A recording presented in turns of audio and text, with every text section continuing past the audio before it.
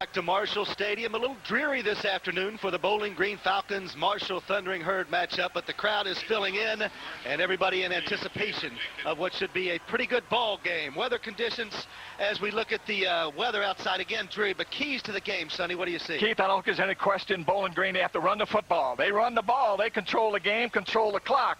The other thing they do, they keep Marshall's high-powered offense off the field. For Marshall, plain and simple, take care of business. They want points early. They feel like if they get that board and get there in a hurry, then Bowling Green will be somewhat discouraged. All right, thanks to our budget keys to the game, Sonny, and we're set for kickoff here. Bowling Green has won the toss and has elected to receive. Terry LaVille, you're looking at him, back deep to receive. Also Leon Weathersby, and it will be J.R. Jenkins, the freshman, to kick off for the Thundering Herd. Sonny, we talk about momentum and early momentum. Bowling Green has lost 4 games in a row. They are reeling right now. So what they want to do is to keep this thing close early, as you mentioned. Keith, they're playing for pride. Any way you slice it, they're playing for pride. Marshall's playing for an opportunity to move on and have that chance to play Ohio University next week for a right to play Toledo in the championship game. We alluded to it in the open. Ohio University having problems against Miami. Even if they were to lose that game, and they are in danger of doing that, they would still come to Huntington if Marshall wins here today, and those two will duke it out for the East Division Championship. We are set for kickoff here. Huntington, West Virginia, and we are underway. Squib kick down inside the 15-yard line where it now trails out of bounds. And it looks like that Weathersby did not get a hand on it, so the Bowling Green Falcons will take over on their 35-yard line. Gary Blackney, fine coach for the Bowling Green Falcons in his 7th season, 48, 27, and 2 in his career. And this guy is well respected within the MAC. The free kick out of bounds. Championship the is ball is first year. placed at the 35-yard line, 1st and 10. That will drive a coach up a wall. You don't want them starting at the 35, I can promise you that. So the Falcons will take over. Bob Nemeth, as we look at head coach Bob Pruitt, a pretty sparkling record himself, 22-2, national championship last year in Division I AA in his 2nd year at Marshall.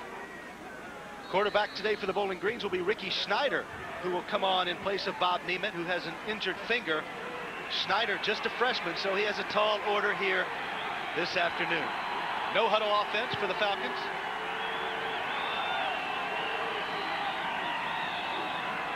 In motion is Damron Hamilton, the fine wide receiver. And early on, Schneider wants to put it up. He's got some heat, and he takes a shot. And very early, Marshall's defense sends a message. A flag is down, though. That has to be a face mask.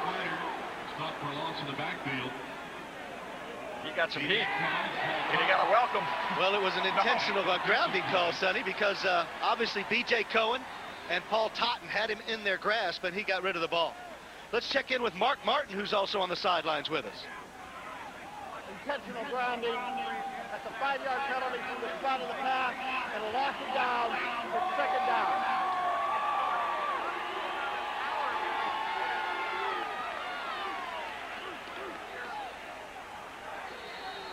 Apologize for Mark's audio troubles. We will get those corrected, and we will hear from him. 2nd down, 24 to go for the Falcons. Already they put themselves in a hole. Weathersby is the deep setback.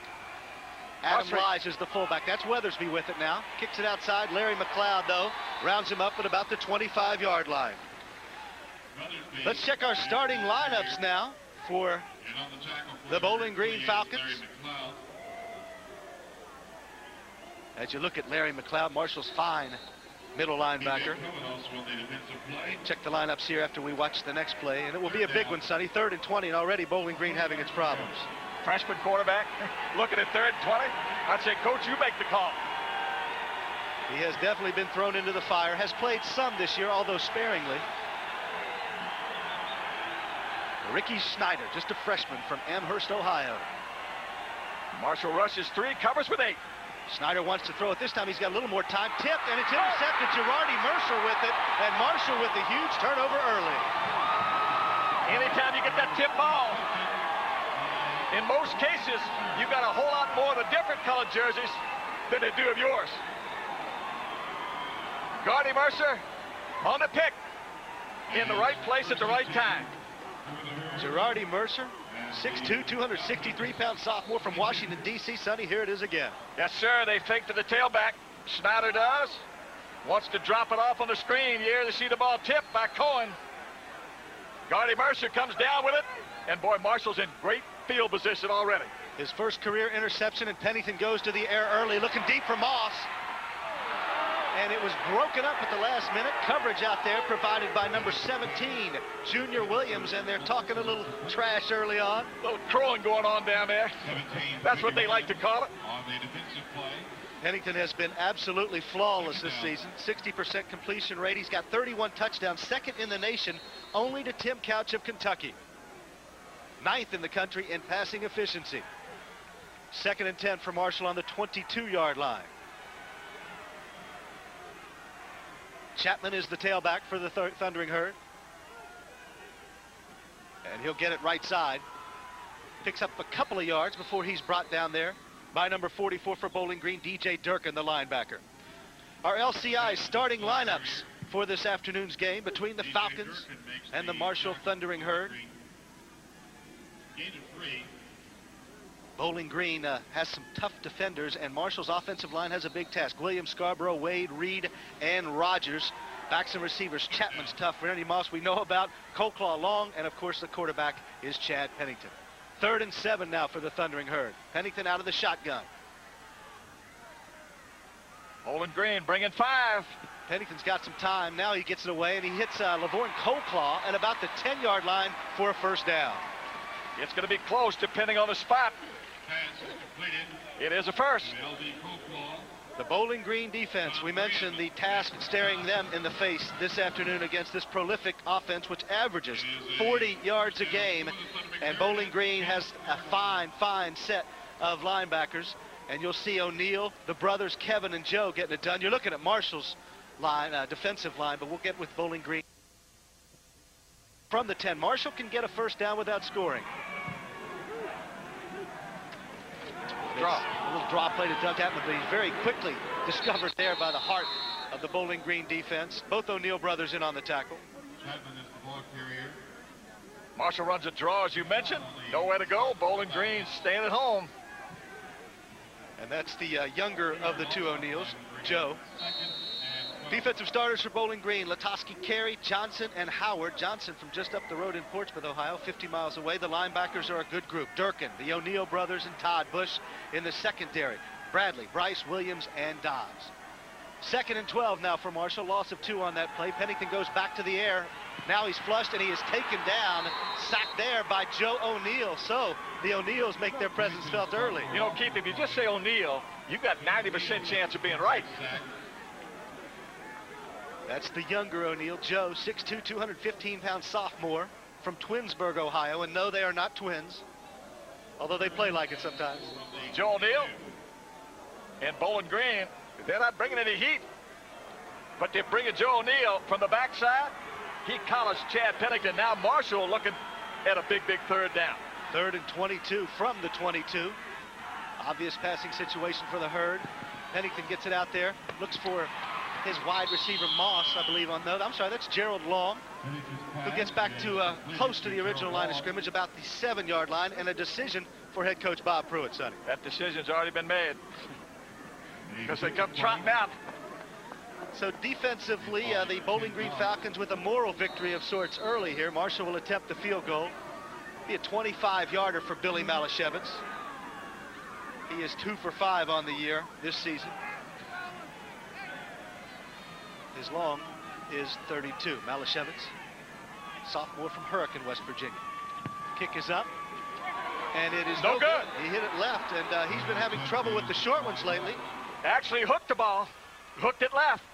So the Bowling Green defense answers the challenge from the Thundering Herd. Malashevitz with the missed field goal. 11:23 left to go in the first quarter. The Falcons will get it back when we come back.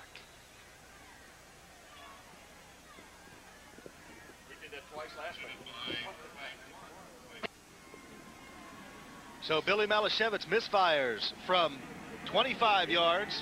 He's being consoled along the sidelines. So Marshall's first drive is turned away. The defense back on the field. And Sonny, that's got to give them a little lift defensively. Oh, a huge lift. No question about that, Keith. I promise you, they're jacked up. Schneider's going to start out in the shotgun. First play, and he hits the give inside. Number 20, that's Robbie Hollis. doesn't fool the Marshall defense. And let's go downstairs to Mark Martin on the sidelines. All right, thanks a lot, Keith. Great to be with the three of you here this afternoon. A lot of rain in this area since early this morning, but about an hour before kickoff, it let up. And guys, right now, pleasant conditions down here on the field and a fairly fast track. It has drained rather nicely on the field. Belly Malashevich, I don't think there was any problem with a wet ball because each side will use 6 balls per half here this afternoon, guys. Okay, thank you, Mark. A gain of 3 on first down for the Falcons. 2nd and 7 from the 23-yard line. They give us to the second man through. That's Weathersby. Gets out close to the 30-yard line where he'll be close to a first down. Weathersby, maybe 2 yards short of a first down. Bowling Green, they pounded up in there pretty good. Their offensive line, I really believe, is the strength of their football team. Got some big folks. You hit it up in there like that, you're going to get some yardage. They average 280 pounds on the front, and Weathersby, transferred JUCO from Los Angeles, California, averaging 3.5 yards a carry. 3rd and 1 now for the Falcons. Give us to the second man through, and he has stopped. Don't think he got it. It was Weathersby, but he got absolutely leveled by Andre O'Neal. And we'll have to see where the spot is, but it will be very close. Looks like he had to make the 30. He didn't make the 30. It's not a first. And he didn't make the 30. Larry McLeod, the great linebacker, Marshall looks on. Another look. They pounded up inside. What a stick. And I believe they're coming up short. They are. It'll be 4th and inches. But Gary Blackney's going to gamble here deep in his own territory. You have to respect him for that, or hey, shrug your shoulders, one of the two. It's almost time for the offseason.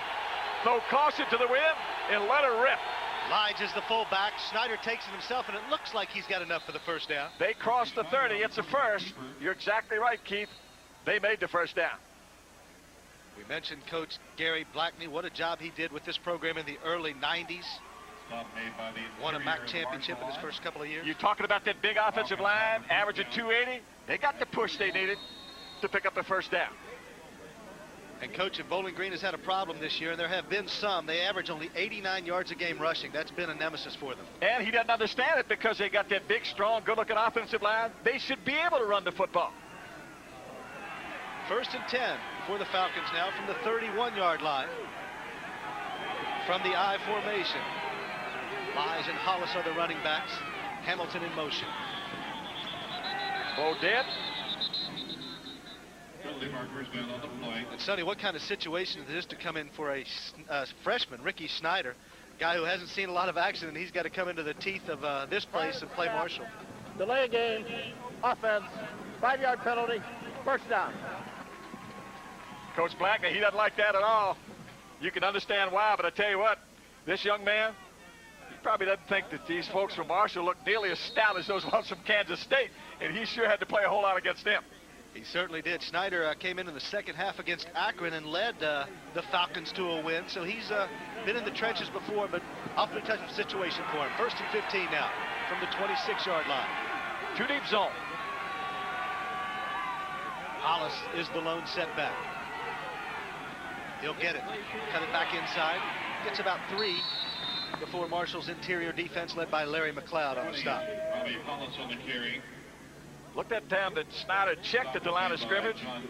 Awfully tough to ask a freshman to put you in the right play each time. 2-yard gain. Good look at John Grace, who has played very well the last couple of games. Interception last week and one the week before for a touchdown. When you watch these folks from Bowling Green and look at their uniforms, don't you think about the old Cleveland Browns? Certainly some similarities there, and I know you think about that. Coming from the NFL. 2nd and 12 now from the 28-yard line. From the I again. This is Weathersby. Joe Zeglowicz is out there. So is Mercer, and he has nowhere to go.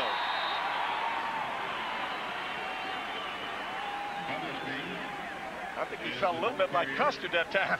He got surrounded in a hurry. It's a lonely feeling out there, Coach. Another look, toss sweep. Not really a whole lot of room beyond Weathersby. You can see he gets collared first by Mercer, and then there's a crowd of green shirts that get there in a hurry. They swarm him. That's what you got to do on defense, swarm. 3rd down, 17. 3rd and 17 now for the Falcons. Brent Martin is the fullback. Snyder going to have to call on all his resources here. Draw play. That's Withersby, and he gets it up to close to the 30-yard line. Still on his feet, but it won't be nearly enough for the first down. And the Falcons will have to give it back. Good check by the youngster. Snyder, you get a little bit of it back. Don't try for the whole thing. And now they get a little better punting position. Andy Pollock will check in as Marshall's defense does its job. Pollock averages 41 yards a kick. This is one thing that the Bowling Green Falcons have liked is their special play teams. Special teams have been excellent for Bowling Green. They've been a big part of their season. Back deep to receive is the magic one. Randy Moss stands at his 30-yard line. Pollock gets off a low kick that Moss may have time to return. He spins around, but he's wrapped up in now he's got to move. Great block thrown out there by number 12, Derek Walker. And look at Moss go. He may take it. Moss down to the 12-yard line. 57-yard return for Randy Moss. Thought there might have been a clip, Keith, but apparently that was not the case. What a great return. 40-yard punt for Pollock, and what a return by Randy Moss. His teammates call him the freak. And when you see him return this punch, you can understand why. Just give him a little crack. Great block about to come up here now. Travian Turner had a shot, and that's Derek Walker. What a shot by Walker. Great block. That sets it up. The wall set up. And Moss, right now, he's turning that green turf brown. He's running so fast.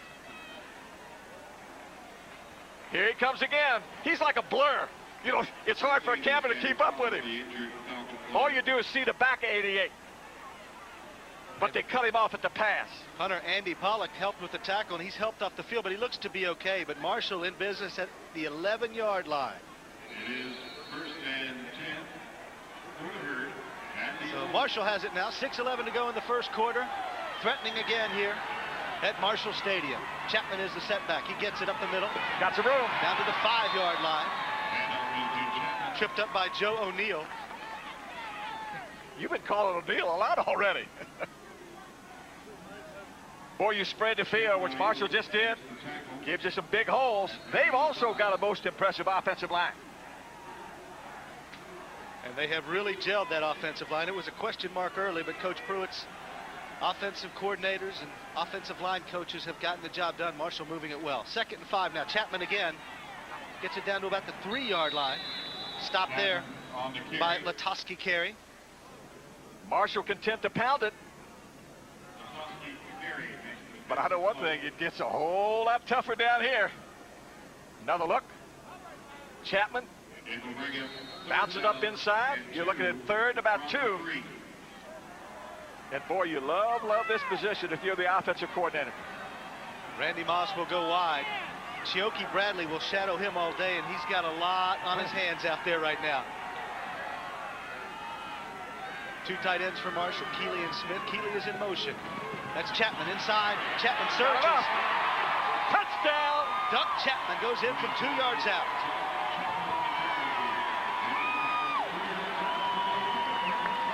So Marshall with 4:56 after the Randy Moss punt return, punches it in and gets on the board first. Sonny, that was just telling your offensive line to get the job done, and the big guys responded. All Chapman does, it gets behind some of those big people. They pound it in the end zone. He runs right behind them. Billy Malashevitz on for the extra point, and this is normally a given, but Marshall had troubles last week at Mount Pleasant. Missed 2 of them. Had 2 blocked, actually. Got some movement. That'll cost him 5. Those folks in the green jerseys just a tad anxious. Take another look at the Chapman touchdown now. Look up front.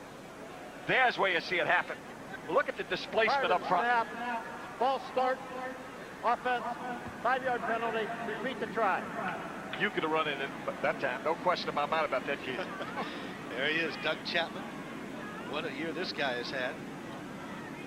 8th touchdown of the season, and just a sophomore from Chester, Virginia.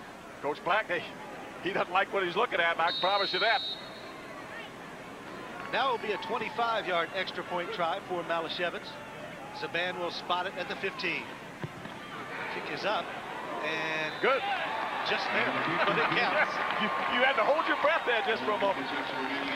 4:56 to go in the first quarter. Doug Chapman takes it in from 2 yards out. The Thundering Herd leads it over the Falcons. Bowling Green with the ball when we come back to Huntington, West Virginia.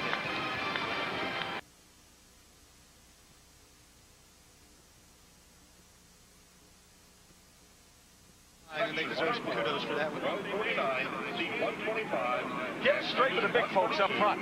Row 4, seat 12. Dave Johnson down there instructing his offensive line.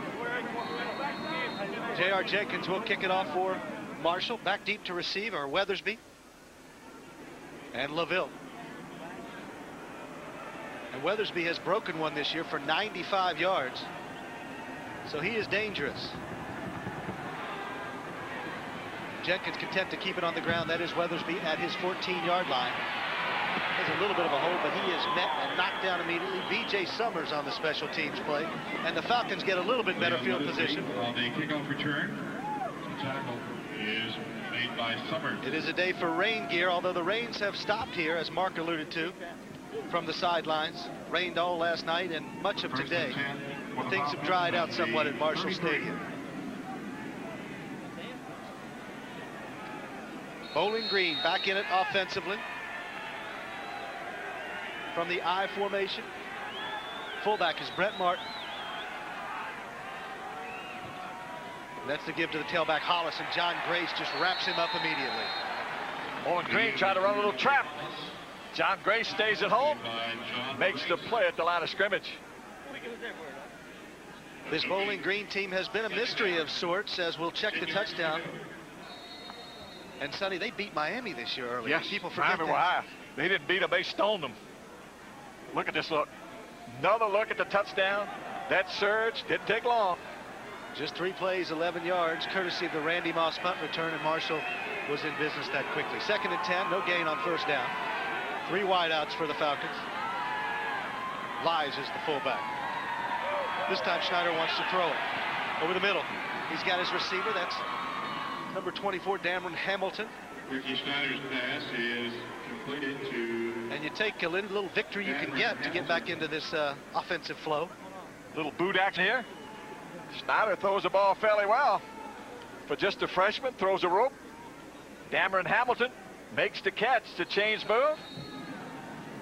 Dameron Hamilton being more of a possession type receiver, not a burner, but got awfully good hands. 49. Schneider came in the second half of the Akron game we mentioned, went 12 for 17 for 122 yards and led them to victory. So this young guy may be a player for the future for Bowling Green. Give us to the tailback. That's Weathersby. Big hole. Out close to the 40-yard line. That's another first down. You talking about surge. Weathersby on the carry. Weathersby, you saw some surge B.J. Summers. from the end zone. Weathersby, you're looking at what he's looking at. He's got some room. That's a pretty good seam right there. Bowling Green with a first down. Great block by the fullback, Adam Lige. And Weathersby will take a seat. 1st and 10 from the 40-yard line. Bowling Green on the move here.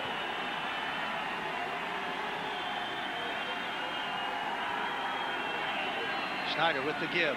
This is Hollis, and he gets about a yard before he's brought down Weathersby on the carry. by number 5, B.J. Cohen. B.J. Cohen on the stop for the Herd. The Falcons will run in several backs, Sonny. Weathersby, Hollis, Platt, trying to find that running game that they haven't been able to find this season. And really not a whole lot of difference between the backs. They don't have that burner or that guy that'll go a long ways in a hurry, but they got 3 of them that'll pound it up in there for you. That's Weathersby you look at. Fullback is Martin. 2nd and 9, gain of 1 on first down. Schneider back to pass now. Lobs one over there to his wide receiver who was out of bounds. It was a nice effort by LaVille, but he caught it out of bounds. LaVille got a shot from B.J. Summers. Not able to come down in bounds. Boy, in college, when you get them close to the sideline, go ahead and drill them. We get a real good look here. Not able to get one down. So 3rd and 9 for the Falcons at the 39-yard line. It is now 3rd down. 3 wideouts for Bowling Green.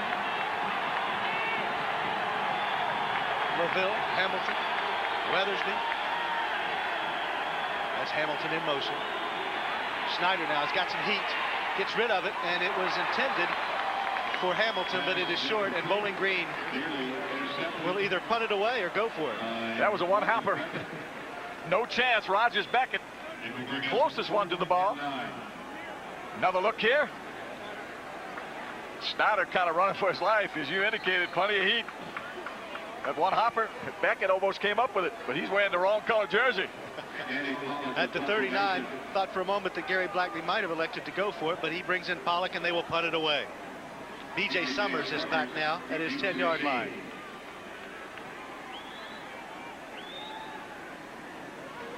Pollock going to try to pooch this one deep in Marshall's territory.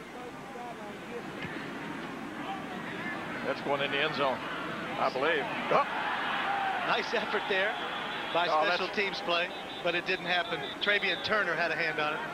That's coming to the 20. Out to the 20. So Marshall will take over on the 20-yard line, leading it 7-0 over Bowling Green. Marshall Stadium will be back in just a minute. The last 2 times Bowling Green has been on the sidelines, defensive coordinator Paul Ferraro, who is also the linebackers coach, has been talking to the linebackers. The defensive line gives the surge. The linebackers make the plays. Watch for the tricks. Watch for the stunts coming out of the linebacker positions. Sonny, we already saw it with Joe O'Neill once. Back to you. Bill, you're exactly right. They're going to have to start to stunt and do some things up front to confuse that offensive line of Marshall's just a bit. 1st and 10 from the 20 now. Pennington wants to throw, going the other way now, looking for his big tight end, Larry Smith. He's got him. Smith still on his feet. Taken down at the 41-yard line. Little boot action. Larry Smith, just a sophomore. You like that misdirection. You're talking about a confusing secondary. This will do it. You give Marshall a flat, they're going to take it. What a big gainer here for Larry Smith. Pennington puts the ball on the money. Larry Smith does the rest. A little tightrope, bounces inside. Marshall gets a first down. His 2nd catch of the season. And now Pennington wants to throw it again. He's looking for Moss. And Shioki Bradley was out there. Got a flag down. Now the flag comes in. But we got a flag down at the line of scrimmage as well. 1 flag early, 1 late. When you see that yellow laundry on the field, you know it's something serious. Andrew Pfaff, the referee, will sort it out for us. But remember now, there was one up here at the line of scrimmage when the ball was first snapped. Coach Blackney thinking maybe a hold on Marshall, but the Bowling Green defense will confer. You're not sure what Coach Pruitt's thinking. Now he's starting to think just a bit. Talking it over with the VAR official. He has no idea what the call is. The Geneva Convention's going all over here. They're going to have some answers here pretty soon.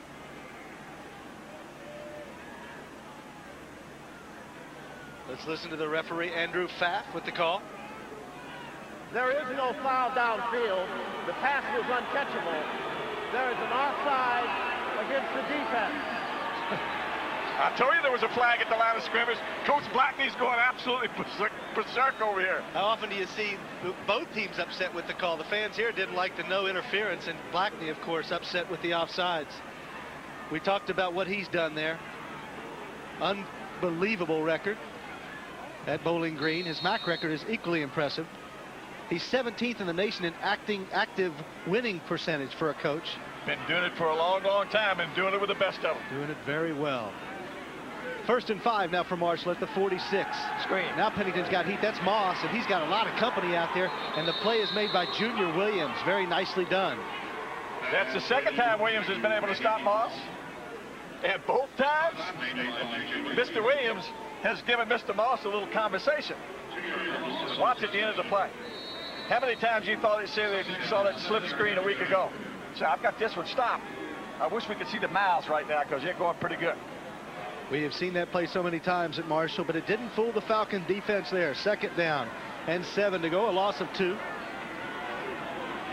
Marshall with 4 wideouts now. Low Turner is the setback. Pennington's got a lot more heat, and this is Low Turner.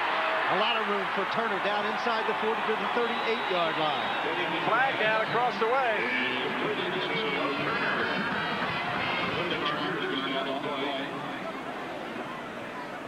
This time Marshall goes to another screen, but it's to running back Low Turner. That's a hold. That's coming back. Holding call. Low Turner. That big run all for naught. So maybe Coach Blackney working on him across the way. You got to maybe get their conversation and their attention before the afternoon's over. Holding. Offense. That's a 10-yard penalty from the spot of the foul, and we'll repeat second down. Coaches will always work the officials, Keith. That's just part of the game, and that's part of the profession. Well, it's like you say, he's not going to get that one to change, but maybe somewhere down the line. Down the road. 2nd and 9 to go for the Thundering Herd. 3 wideouts on the near side. Long, Coldclaw, and Jared Keeling. Pennington now slips it out of the backfield. And nice tackle made out there by the defense for Bowling Green. Stop made by Morty Bryce. They run a little slip screen. Bryce comes from nowhere. Marshall had 3 folks out front, but nobody blocked it. Here's that slip screen. Actually just a swing route. You get it to the back, 3 blockers in front.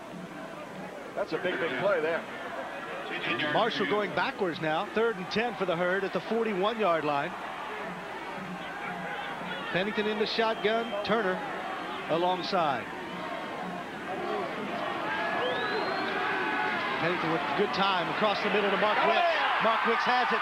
Mark Wicks is going to go 59 yards. Mark Wicks.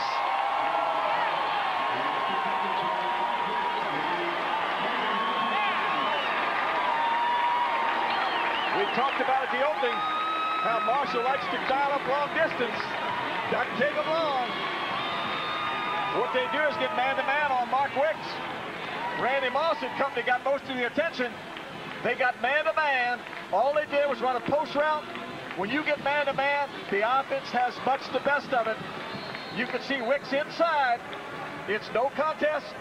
All he does is ramble to the end zone.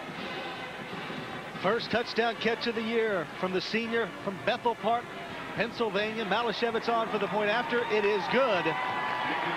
So Marshall's explosive passing game strikes again.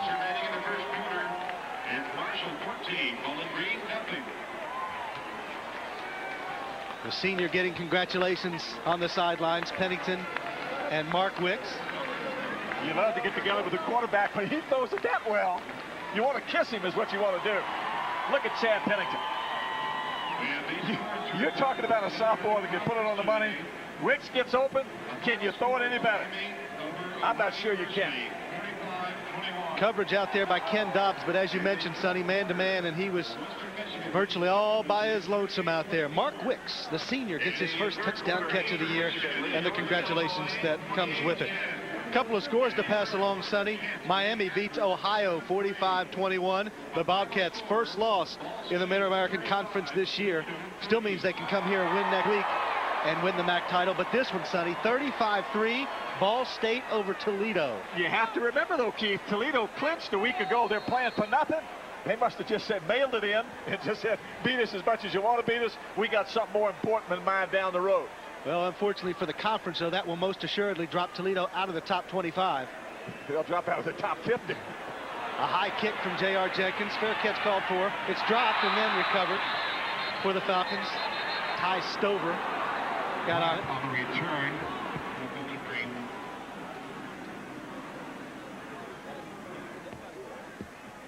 penalty marker down on the return. Thought I saw a little yellow laundry over there across the way in front of the bench.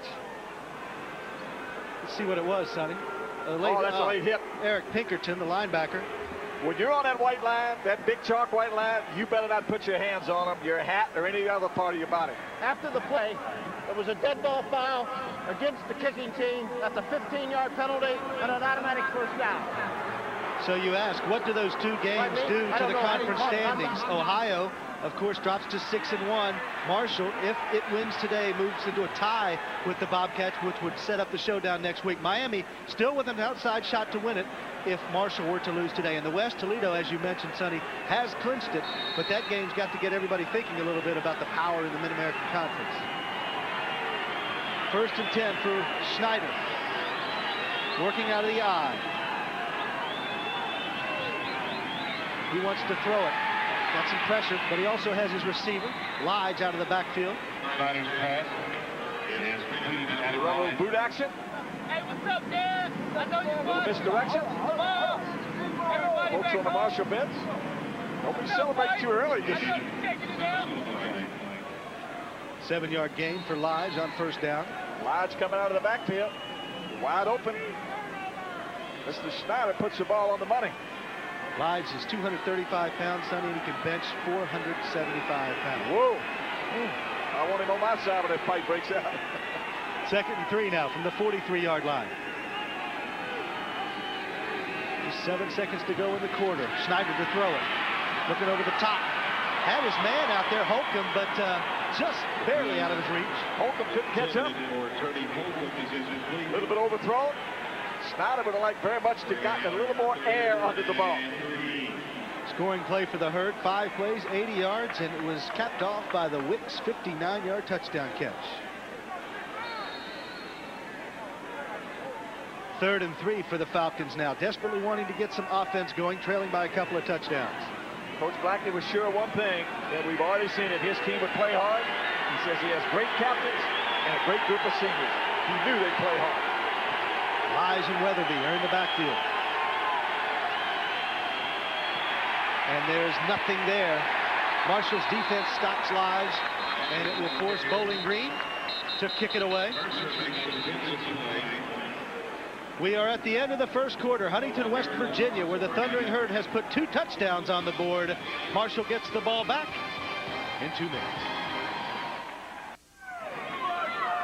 Hey, fresh 15 on the clock here in Huntington. Marshall up by a couple of touchdowns. The Thundering Herd with an incredible 60-4 record since this stadium was built back in 1991. But in fact, there have been 66 games as of today played here at this stadium, but Marshall didn't play in one of those. That was the 1994 1AA National Championship, Boise State and Youngstown State. So Marshall using that as motivation because the MAC title game is here December 5th. They don't want someone else from the East other than them playing here, guys. That's right, Mark, and a Bowling Green win today would prevent the Thundering Herd from coming back December 5th. Pollock on to kick it now. B.J. Summers and Randy Moss are back deep to receive it. It is a high, short kick of the shank at the 20, well, up all the way to the 28-yard line where they'll mark it. I'm being kind. What I said was a shank. So Marshall will have it again offensively, and the talents of Chad Pennington on display. Sonny, we talk about this conference, and you mentioned that obviously Bowling Green beats Miami, and today Ball State beats Toledo. So much parity, evenness in this conference. Isn't it the National Football League as well? MAC conference no different. Everywhere, huh? 1st and 10 for Marshall, working from the 28-yard line. Chapman the lone setback. Pennington wants to throw on 1st down. He's looking for Nathan Poole. Oh, almost a circus catch out there. Coverage provided by Junior Williams. I've never quite seen a defense like I saw line up like that. They rushed 4, they had 5 linebackers, and then 2. I've never seen it before. And they were kind of scrambling as the ball was snapped, so I don't think they were real comfortable. Randy Moss eclipsing records as he goes here. He already has the touchdown mark in a year with 20. Eugene Baker had the record last year. Receiving yards, he's already surpassed that as well. Reggie Allen for Central Michigan also set that last year. And Moss still in business. 2nd and 10 now from the 28-yard line. 4 wideouts for Marshall. Movement. The ball is loose. John Wade, I think, fell on it, recovered it. What happens that time? John Wade, he's been coached. Somebody's in that neutral zone, you snap the ball. Heads up play by the center. That's exactly what he did. Yes, sir. That was a heck of a play there by John Wade. He sees somebody in the neutral zone, he snaps the ball. offside defense. That's a 5-yard penalty. We'll repeat second down. And that's why it's immaterial whether Pennington fumbles or not, because the play is dead. Difference. Heads up play from the All-American candidate at center, John Wade. Looking straight across at another All-American candidate, Kevin O'Neal. Leads the MAC in tackles, 123 this season. What a linebacker he is. Pennington with a short drop. Finds his wide receiver, but he is quickly wrapped up. Chioke Bradley doing a good job so far on Randy Moss. Chioke. He's going to have his hands full. While we have a moment, let's thank Schlotzsky's Deli, home of the original baked fresh deli sandwich. Every week, Schlotzsky's takes care of our crew members who deserve a good meal. After working in that rain since about 6:30 this morning, they deserved a banquet. 1st and 10 now for Marshall on the 39-yard line. 4 wideouts again. Pennington surveying the defense. The give is inside to Chapman, and he's stacked up immediately there. Tackled by number 96, Gardner Howard, the big defensive lineman. Howard saying no. Marshall tries to pound it up inside.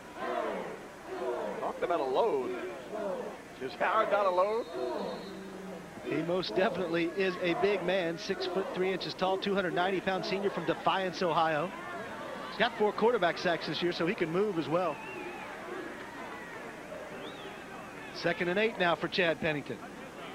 Chapman is a tailback. Pennington's going to throw out of the shotgun. Going deep for Mark Wicks again. Overthrow.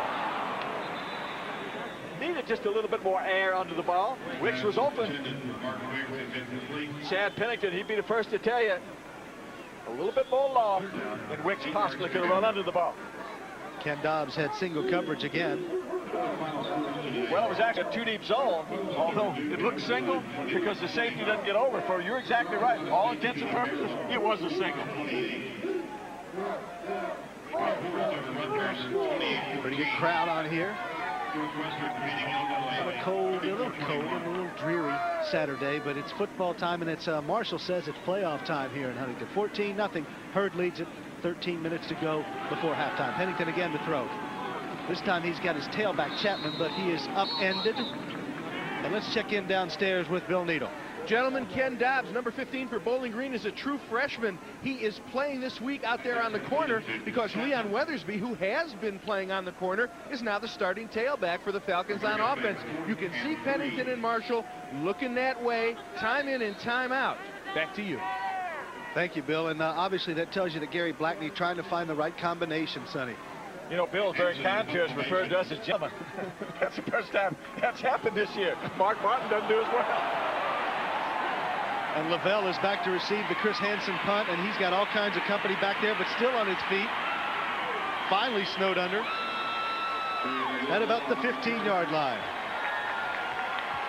So the Bowling Green Falcons will take it over. 12:51 to go before halftime. The Falcons trail it by 2 touchdowns, and they'll get it back. We'll be back to Huntington, West Virginia in a moment.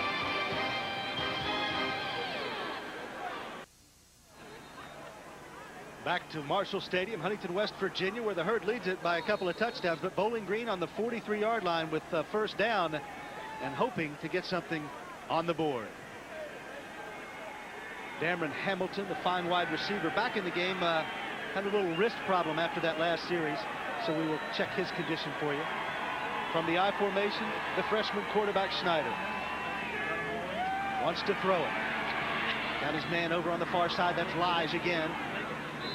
Wrapped up by John Grace, but close to first down yardage. Throwing an awful lot of possession type passes. Control type. Getting their backs out of the backfield. Lige with 15 catches coming into this game has been very busy this afternoon. High percentage type throws when you throw it to Lige. Fullback, tailback, coming out of the backfield. Schneider will work it 2nd and 1 now from the 34-yard line. He's going to sprint now. Look for a wide receiver on the other side. This time, though, it is caught. Yes, it's Hamilton. Looked to be out of bounds, but he got a foot in. Almost looked like one official ruled it good. The other was set out of bounds. Bumped out of bounds by Larry Moore. And they're talking it over, Sonny. Oh, yes. I'm telling you, with two different signals. As you mentioned on the sprint, Snyder looking outside. Let's see if he got one down. Don't think so. Don't think so. As I indicated, I looked down there. One official ruled one thing, one did the other. Hamilton would like a chance to plead his case. He won't get it, but he can sit around and watch anyway. There was 1 foot down in bounds. It is a completed pass. First down. They're a little bit closer to it than I am. Well, it looks like his back foot may have come down inbounds, and his front foot was the second foot down. I'm sure the head coach of Marshall's. Let's see. This is close. See, his back foot is in, yeah. Yeah, but does he have control of the ball? Official said he did, so he did. First down yardage, regardless for the Falcons now. Snyder out of the eye.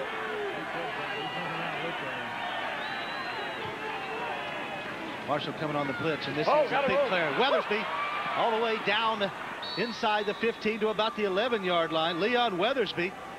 And Marshall came in a blitz, and Bowling Green had the right call. We've talked about it so often. You come on a blitz. Once you pass the line of scrimmage, look at this hole. On the blitz, you got those linebackers. They've committed themselves. What a big, big hole. Mac Chuck should have gone through there. Rogers Beckett makes the stop. Bowling Green in business, knocking at the door. Leon Weathersby. Sometimes defensive back, sometimes tailback. Picks up first down yardage from the 11 now. It's Weathersby again. This time, though, not the same result. Albert Barber not fooled. And Barber came off the corner that time to make the stop. Another look. Barber's made a couple of big plays off the corner. Look at the top of the screen. 44 makes the stop at the line of scrimmage. Senior from Morrow, Georgia, Albert Barber. Fifth-year senior, has been around this program a long time. Hollis is the setback. Second down and 9 to go. Blitz. Marshall coming again. Schneider rolling now this time. There it goes. Falls on the ground. Girardi Mercer put the hammer down on Snyder. The ball was down, and Holcomb came up with it. Hit him with that tomahawk chop. And it was ruled a fumble. From the backside, I don't think there's any question the ball came out. Mercer, there's the chop. Ball on the ground. Another look on the sprint. From the backside, there's that tomahawk. Tight end Holcomb alertly falls on it. Now 3rd and 16. Holcomb, Johnny on the spot. Hollis is the tailback for the Falcons. Blitz. Snyder wants to roll again. Now he's got all kinds of company. Gets it away to his offensive lineman. He didn't want to catch it. He tried to get his hands down, but the official looking right at him. Kind of cost Bowling Green a big one. Coach Blackney, he sure didn't like it. That was not intended for Eric Curl, Coach, and that's who the ball ended up with. But did you see Curl get his hands down? No, that's not me. You want your quarterback to get rid of it, but don't throw it anywhere close to those offensive linemen.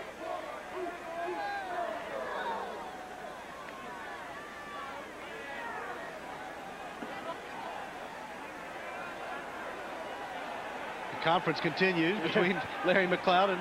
You either want the penalty or you don't. They're going to refuse it, it looks like. You better explain that to me again, Mr. Referee. I think you got to take the penalty and take them out of field goal range. There's a little confusion here. That's illegal touching by the offense. That's a 5-yard penalty from the previous spot and a loss of down. It is 4th down. Okay. So there is no discussion. No. I'm not sure why it took so long. Watch the offensive lineman standing here. Snyder wanting to get rid of the football. I mean, it drills him right in the hands. Eric Curl. So Bowling Green will attempt the field goal. Jason Strasser on now. It'll be a 39-yard attempt. He's kicked one from 45, so he's got plenty of leg for this. Kick is up. And it is just wide right, and Marshall turns back the Bowling Green offensive threat.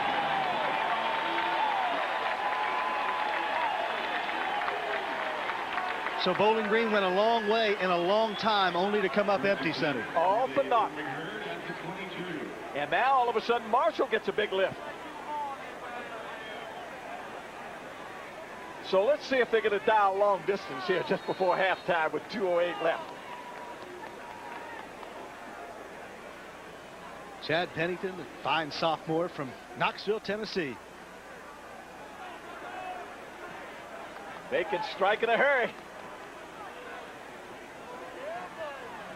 4 wideouts for the Herd. Pennington from the shotgun. Marshall will work it across the middle. That's Lavoine Colclaw. Gets a block out to the 30-yard line. Brought down by Chioke Bradley. Wanted to get out of bounds to stop the clock. Chioke Bradley would not let him get out of bounds. Marshall all set to go. L.B. Colclaw. Second down. Gain of 8 yards on first down. Pennington again in the shotgun. Over the middle to Mark Wicks. He's got him out there inside the 50 to the 48-yard line. We said they could go in a hurry. Pennington right on the money to Wicks there. So many weapons to choose from. You spread the field. Pennington puts the ball on the money. Mark Wicks runs a great in route. 1:31 to go before halftime. Marshall trying to punch something in. Here comes some heat. Pennington going deep, but Wicks turns the other way. A little miscommunication between the receiver and the quarterback. 31 touchdown passes on the year for that young man. What a year. 35 is the record at Marshall. Eric Kresser and Tony Peterson, the Marshall assistant coach, hold that one. And actually, obviously, he's already hit Wicks for one here, so it's 32 touchdown passes on the season. Those are career numbers for most quarterbacks.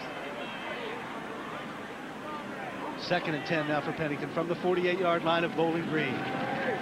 Just a little swing pass to Doug Chapman, and it doesn't fool the Bowling Green defense. Kevin O'Neill and his brother on the stop. They got pretty good bloodlines, don't they? Timeout. Marshall takes a timeout, and they tell me there's another one named Patrick, Sonny, that is still in high school. All those O'Neills could play. Word is he hasn't decided, Patrick, on where he wants to go to college, although his mother says that she's sold on Bowling Green. I would hope so. I'm sure Bowling Green, 2 for 3. They'd like to have 3 for 3 in O'Neill. Another look here. Try to roll a little screen, underneath screen. Chapman. O'Neill makes a great play. Very little gain. You can find all the latest information about the Mid-American Conference and links to your favorite MAC school by visiting the MAC homepage at www.midamericanconference.com. You'll find stats, schedules, standings, and more at midamconf.com. And we will be back to Marshall Stadium next week, where the Ohio University Bobcats, off their first MAC loss of the season, will face the Marshall Thundering Herd. And if Marshall were to win against Bowling Green here today, we don't need to tell you how big that game will be. What did we ever do before all the dots and all the comms? We didn't surf, did we, son? No. Just surfed in the water. Chad Pennington's numbers on the day. We get used to those from the young sophomore. 3rd and 5 for Marshall, though. Here comes some heat. Pennington to Wicks. Got his back. Out of bounds. First down yardage, and Pennington took a shot. And there's a flag down. I believe that's going to be a late hit. Either that or holding. No, it's a holding call. What they did was run a deep square out route. Wicks makes the catch, steps out of bounds. But it looks like that's going to be a holding call. He did take a shot.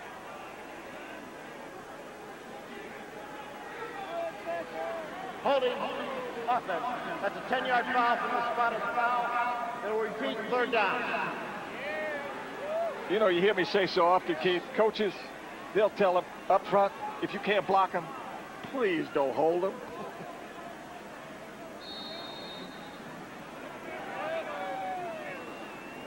But you know they got to be thinking, Sonny, when they get to that film room on Monday and the coach says, why didn't you block your man? Yeah, that's right. 3rd and 24 for Marshall. Very quickly, Marshall has taken itself out of field goal Screen position there. This is Doug Chapman, still on his feet. Chapman down to the 37-yard line. That's enough for a first down. Doug Chapman, incredible. Finally stopped by Dobbs, but Chapman may have gotten the first. You got 3rd 21, and Chapman picks up the first down on the screen. Heck of a move here. See you later. Give him one and take it away. That's just great second effort and a big first down. 1st and 10 now for Marshall. Back in business with 53 seconds to go, and now we have a stoppage of play. 53 seconds is more than enough time for this high-powered offense.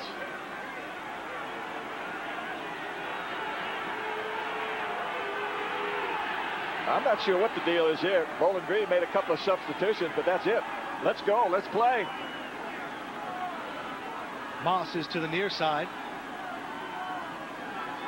There's a sideline warning against Bowling Green bench. So Chad Pennington with 52 seconds to go. That's earth-shattering, isn't it?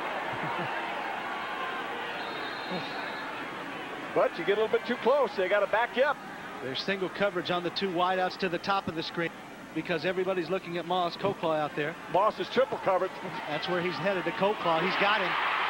Coleclaw inside the 15 to the 11-yard line. You triple cover Moss. Plain and simple, you're going to get man-to-man to the wide side of the field. That's what they got. And L.B. Coleclaw just runs a deep screen route. Pennington puts the ball right on the money. Another first down for Marshall now from the 10-yard line. 38 seconds to go now. Clock is running. Now, Keith, you can go in the end zone 3 times. Looking to Wicks. He's got Touchdown. Didn't take 3 times, just once. And Mark Wicks comes into the game with no touchdown catches on the year, and he's got 2 here this afternoon. Marshall, what they do is spread the field. Mark Wicks again runs that post route. You get inside the defensive back. You got a big opportunity. Inside, there's the throw. Absolutely perfect little juggling. Mark Wicks, another big touchdown catch. And Sonny Malashevitz is not on the field. J.R. Jenkins, normally the kickoff man, comes in. Marshall's been having trouble with extra points. We'll see if Jenkins can get it through. And he does. So just before halftime, with 30 seconds to go, Marshall's Chad Pennington and Mark Wicks strike again. Sonny, you can pay all the attention you want to Randy Moss, but as you mentioned, somebody's going to get you one way or the other. I promise he was triple covered. To the right of the screen, you got Mark Wicks. You got a single. You get inside the defensive back on a post route. Juggles the ball, makes a nice catch, and Marshall's on the board again. And in defense of Ken Dobbs, there's not much you can do when you go on the inside route like that. Hey, when you get man-to-man, believe me, there's a big advantage goes to the offense. The senior gets his 2nd touchdown catch of the season. 10 yards from Chad Pennington, number 33 on the season for Pennington. And Marshall stretches the advantage now to 21-0. And don't think the rest of these Marshall receivers don't like all that attention that's given to Randy Moss. They all go over and thank him. There's the look of the scoring drive. 7 plays, 78 yards. Took just a minute 38 off the clock. Jenkins now will kick it. Back deep are Weathersby and LaVille.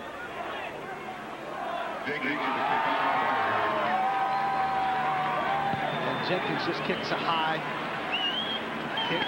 Called for a fair catch. The 27-yard line, and we'll see what Bowling Green can do with it. Live calls for it. That's a pretty good play. You want those big people calling for that fair catch. You don't want them running with the ball. He is stout.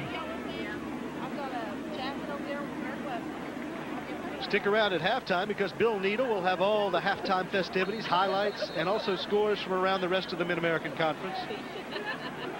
And a look back at Marshall's rise to prominence from Division I AA to Division 1A. Keith, has anybody mentioned this is homecoming? Yeah, exactly. That's the first mention of it here this afternoon. Thanks for pointing that out. A lot of grads in the stands today. 1st and 10 now. We'll see what Snyder wants to do. He may just take a knee or give it inside. He does so to Lies, I'm sorry. Up to the 35-yard line where the clock continues to tick. Sonny, we look back on that 3rd and 24 by Doug Chapman, and that was pretty big. That's the difference maybe between 14-0 and 21-0. You're exactly right. That was huge. Excellent call. That screen to your back. When they're in a prevent defense, you can go a long ways. Had great blocking, and he took it a long ways. And that will bring the first half to a close in Huntington, West Virginia, Marshall Stadium. Chad Pennington with 2 touchdown passes. Doug Chapman with a touchdown run. 21-0. Marshall leads it over the Bowling Green Falcons. Steve's getting. And the Thundering Herd heads to the locker room, as Sonny mentioned, here on homecoming. Gary Blackney's Bowling Green Falcons unable to get it into the end zone and to generate much offensively, but they will try to change that. Let's check with Bill Needle, who's got the coach. Bill. Thanks a lot, guys. Bob Pruitt up at the half. It's Randy Moss. It's Lavorne Coco. All of a sudden, it's Mark Wicks. Where'd he come from? Well, he's been a good player for us really last year, and he just broke out of a slump, I guess. He's doing a great job for us. Seems like Bowling Green's done a nice job keeping your offense off the field. They certainly have. Of course, I think our defense done a good job of keeping them out of the end zone, so we just got to do it for another half. Those are the words of Bob Pruitt. More coming up on halftime. Mac Game of the Week.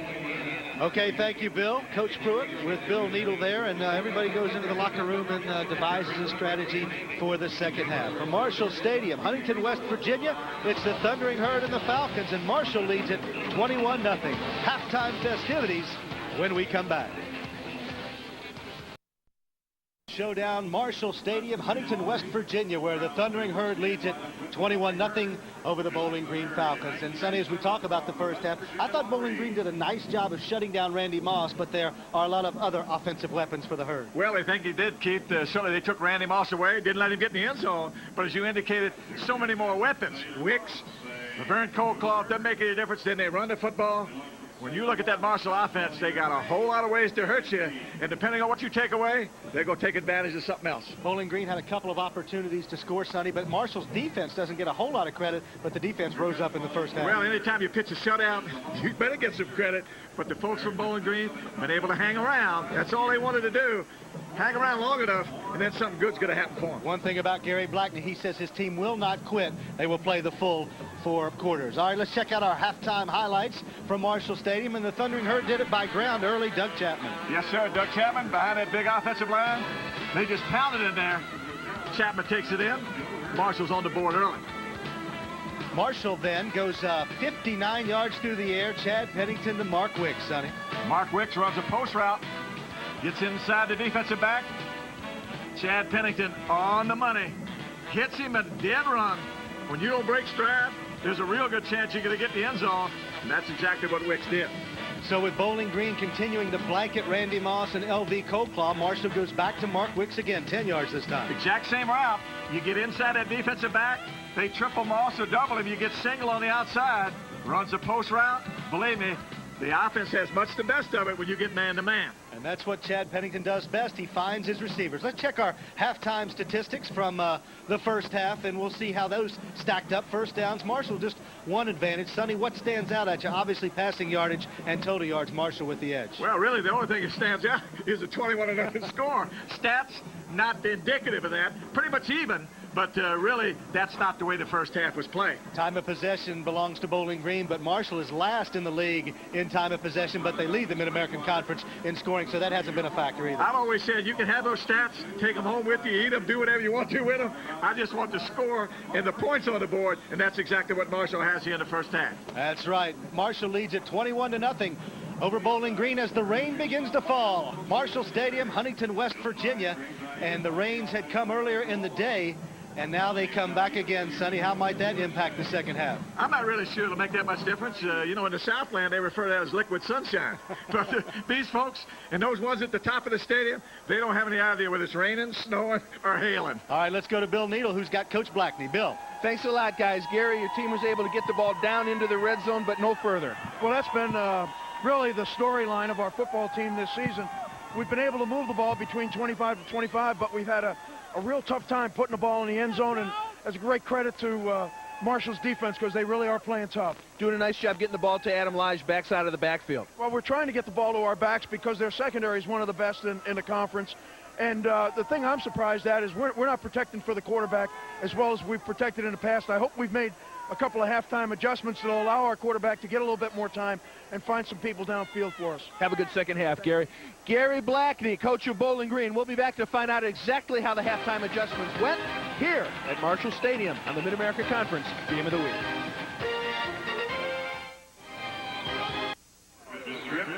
A light mist is falling here in Huntington as we get set to start this second half of action. Marshall up 21-0. Bob Pruitt talked about his team's preparation for this game this past week, and you know there was a lot of concern that maybe the players were looking ahead to Ohio University, but Coach Pruitt said definitely not. Our players are adults. They realized the importance of this game against Bowling Green because quite simply, if Bowling Green won, their season was over, and he said if Bowling Green beats his football team, they are just a better football team. It would have nothing to do with his club looking ahead to Ohio U. But at the moment, they are in great shape here as they start this second half of action. Let's send you back upstairs now. Keith Morehouse and Sonny Randall with the call. All right, thank you, Mark. And part of the reason Coach Pruitt has his team prepared, Sonny, is Marshall has been in so many playoff situations over the years in 1AA, so they know the importance of the next game. No question about that. They've been here before and done it. Bowling Green will kick it off to start the second half, and Marshall will receive, back deep to receive. For the Thundering Herd is Maurice Hines, number one. Oh, got the room. Look at Maurice, he's got 4.3 speed. Maurice Hines to go. Dragged down from behind by Leon Weathersby. Otherwise, he may have gone the distance. Freshman Maurice Hines. We talked about setting the tone. Marshall sets the tone on the opening kickoff here in the second half. Maurice Hines, as you mentioned, about 4'3", starts to his left, wearing that one digit, number one. Down the sideline he dances. When he bounces it outside, that was a kicker. You don't expect him to make the tackle. Marshall in great field position. 59 yards on the return, Sonny, so the Thundering Herd back in business from the 30. Pennington looking deep to Moss, but he turned the other way, and he still catches it. You gotta be kidding me. 30 yards on the... One away from the all-time record. 25 straight games now for Randy Moss with at least one touchdown. And he closes in on Manny Hazard's all-time record of 22. Here's a look. He was open. I mean, wide open. Let's see which way he turns. One way, ball. Just long enough and far enough, and Moss, great concentration, reads it in. Marshall now will attempt the extra point. It's Jenkins with the kick, and J.R. Jenkins puts it through the uprights. So with just 21 seconds gone in the third quarter, Marshall strikes again. Randy Moss from 30 yards out, the Heisman Trophy candidate, gets a touchdown for the 25th straight game of his career. Pennington, he saw how wide open he was. He wanted to make sure he had enough air under the ball. Just enough. He drifts, lays it in there absolutely perfectly. The thing about it, when a quarterback's got somebody that wide open, the last thing you want to do is to overthrow him. Boy, did he have a nice touch on that ball. You mentioned Manny Hazard, Sonny, from Houston, holds the season record in the NCAA. 22 touchdown catches in the season. Moss now just one away from tying. And when you talk about the all-time record in collegiate football, NCAA record, look at it. You are talking big-time numbers. Hazard put those numbers up in 1989 when Andre Ware was the quarterback. And that guy below him, Randy Moss, Desmond Howard, are you kidding me? He just hopes he gets half as much money. So Bowling Green has to come back now. Weathersby back deep to receive, and a legend in the making, perhaps. We shall see about that. A squib kick from Jenkins, nicely done, goes through the end zone, and the Falcons will take over from the 20-yard line. Bowling Green will take over first and 10. And you know, all of a sudden, that mist or that liquid sunshine we talked about, it's not bothering these folks here one bit, the ones wearing green. We talk about halftime adjustments, Sonny, and as we looked there were three wideouts on Moss's side where essentially you can't double cover him, you know? You talk about triple coverage or double coverage. We get another look at the touchdown. Pennington knew he had it. That's the thing about this one. Just don't throw the ball too far and overthrow him. What a great touch on the ball. Comes down absolutely perfect. Great concentration. Just a one-play drive, and it was for all 30. This is Hollis, the tailback, dragged down at the 21-yard line. Larry McLeod on yet another tackle. How would you like to see Larry McLeod and the O'Neill brothers on the same team? You know, if you put those three linebackers out there, holy mackerel. Sonny, you talk about some great linebackers in the MAC. Dustin Cohen from Miami, Jawan Armour, McLeod from Marshall's got 10 tackles, and the O'Neill brothers. I'm just talking about the ones out here on the field tonight. That's all you would need there. 2nd and 9, a gain of 1 for Robbie Hollis on first down. Snyder in the I formation. He wants to throw it. Looking sideline, but it is incomplete. And what about the question facing Gary Blackney?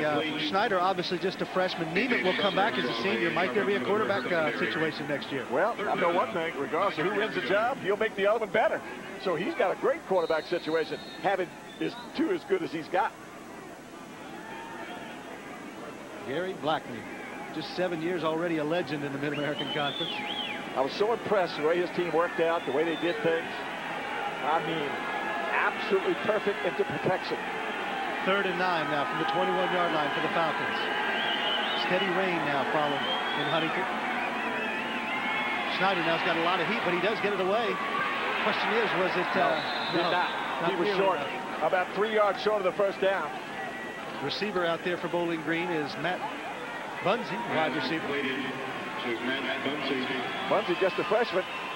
There's one thing about it, whether you're a freshman, senior, whatever you are, when you run that pass route, you know you got so many yards to get the first down. You have to make sure you've gotten as far as the chains. He did not. So Bowling Green forced to punt the ball. Andy Pollock will come in, and Randy Moss stands at his 35-yard line. Not a pleasant sight for special teams to see.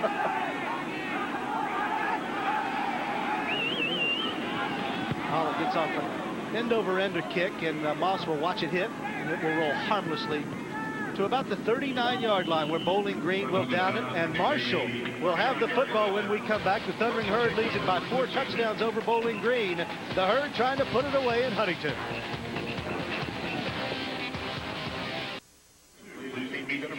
Folks, football coaches are always stressing loyalty, dedication, and commitment.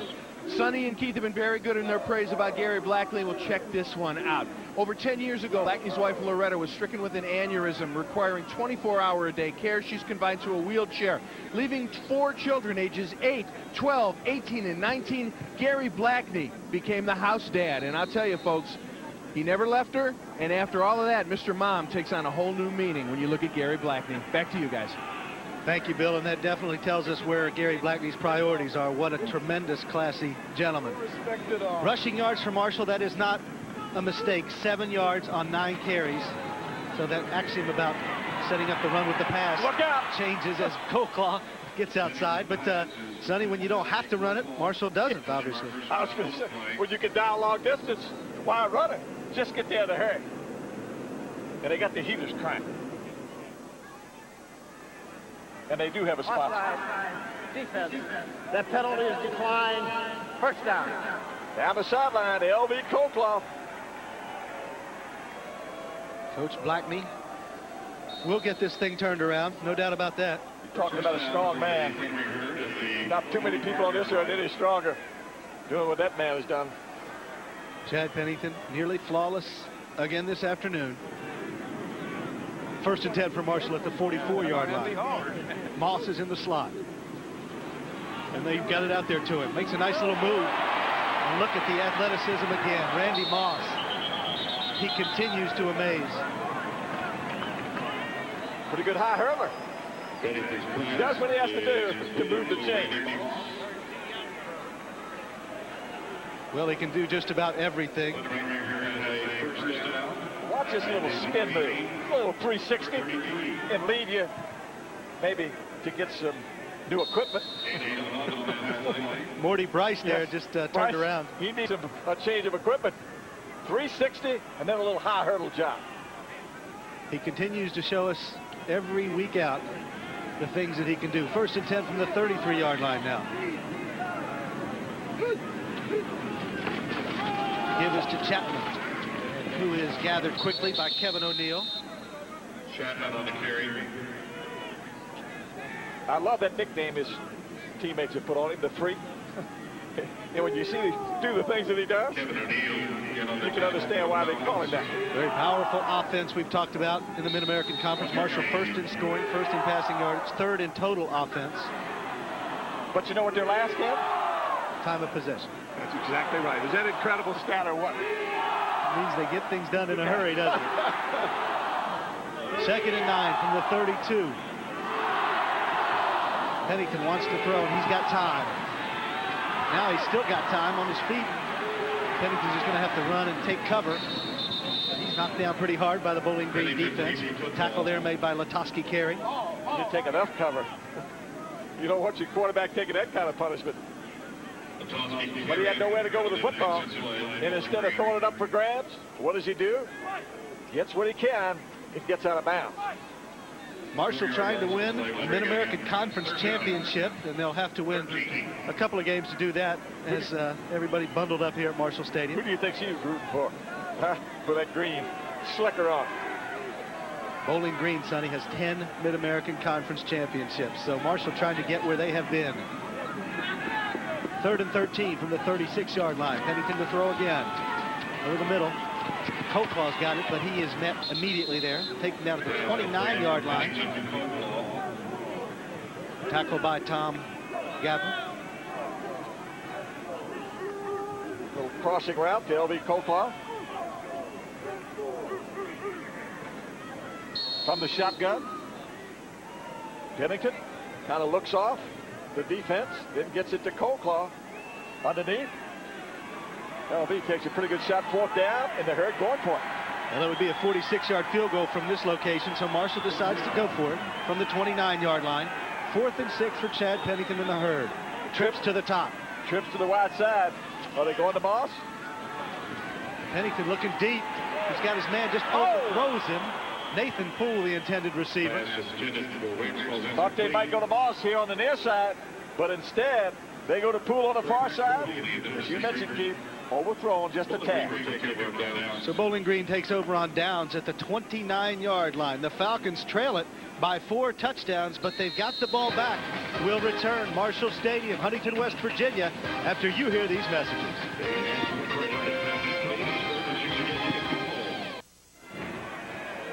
Intrepid fans here in Huntington, West Virginia. A little cold, a little bit rainy, but undeterred.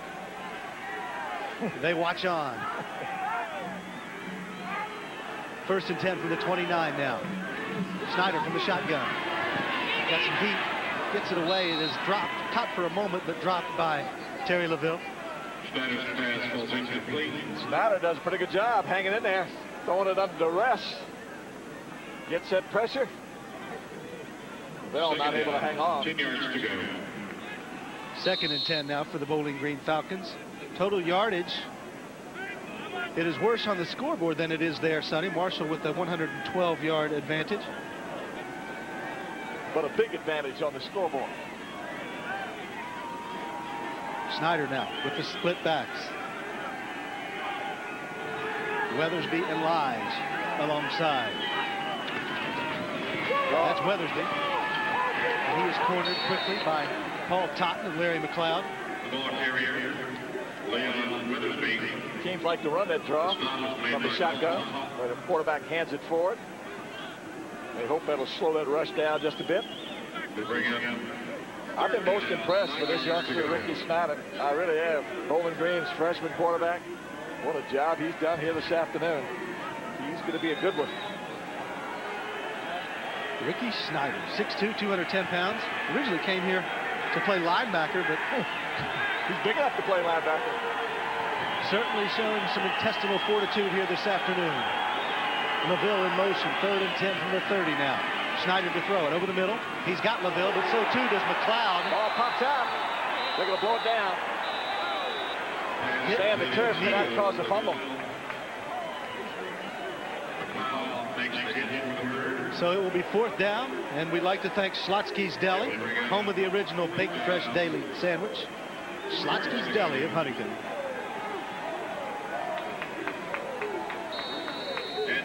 Fourth and 5, so Andy Pollock comes on, so does Randy Moss, and here's the shot we saw just a moment ago. And I might mention a pretty good shot. Oh, right there. That'll cause you to leave it on the ground. Randy Moss stands at his 27-yard line. Good snap. Pollock gets it off, and it's a boomer. Oh, Moss will have to track this one down, and he's got a lot of attention out here. Escapes for a moment, makes a nice move out to the 15, where he was dropped by the special teams play. I think he likes that 360 move. We saw it again. Yeah, he ran a long way to get about 3 or 4 yards. 53-yard punt here, Sonny. Watch it. I mean, this was a rifle shot. Watch Moss. Let him give you that 360. Woo. There it is. He's like the Tasmanian devil. Oh. You might better secure that ball just a little bit, because he's going to get tattooed. That ball's going to come loose. 1st and 10 now from Marshall at the 15-yard line. Pennington to throw again. Now he looks deep. Moss is out there, but he's got coverage, and it is thrown out of bounds. And there's a flag. Yes, sir. Junior Williams was out there with Moss. And Junior can talk all he wants, but this was defensive pass interference. I guess Williams felt the only chance he had was to knock him out of bounds. Another look here. Oh, yeah. I mean, that was just a shove out of bounds. That was an excellent call.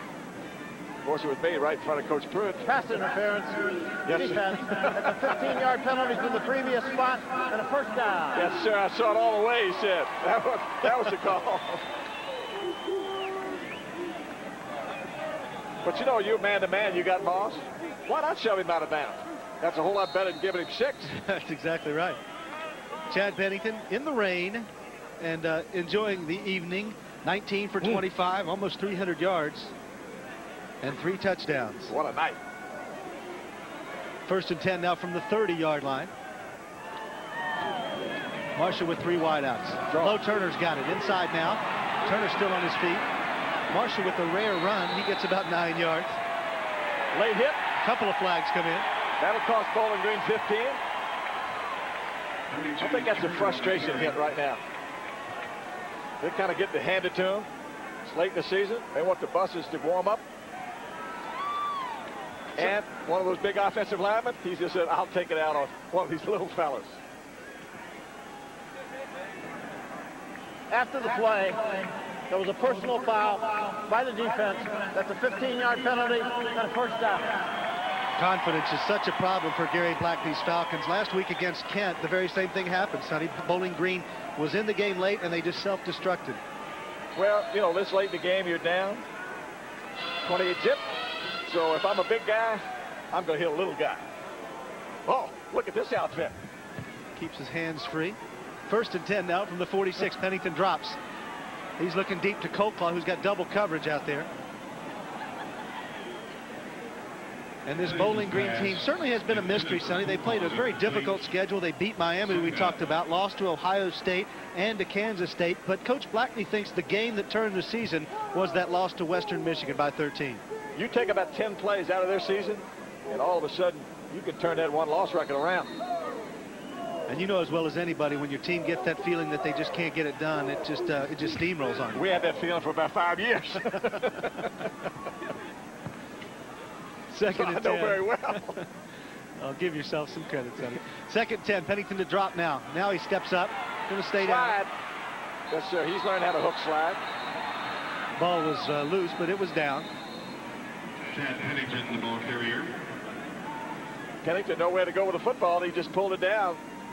Coverage sack. Pennington has learned how to hook slide. He watches those folks on Sunday afternoon.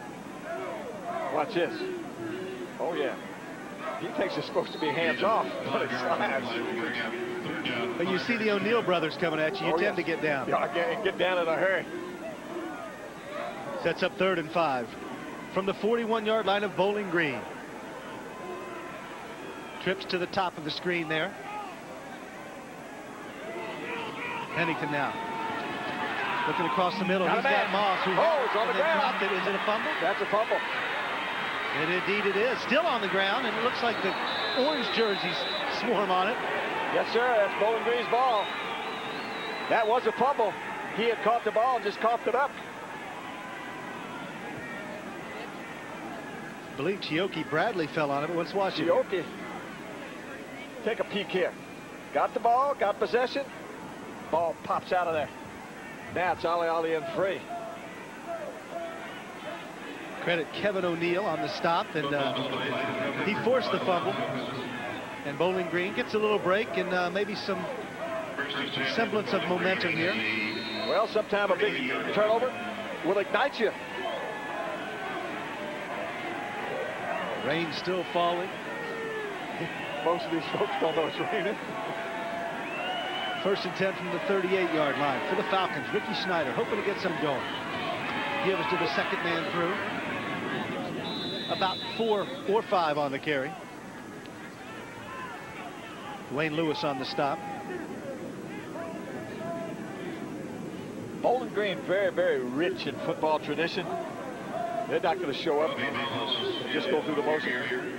Powerhouse Productions trivia question. We asked you, Randy Moss has the MAC record for touchdown passes caught in a season, but it's still 2 touchdowns shy of the MAC record. Who holds the MAC single season touchdown record?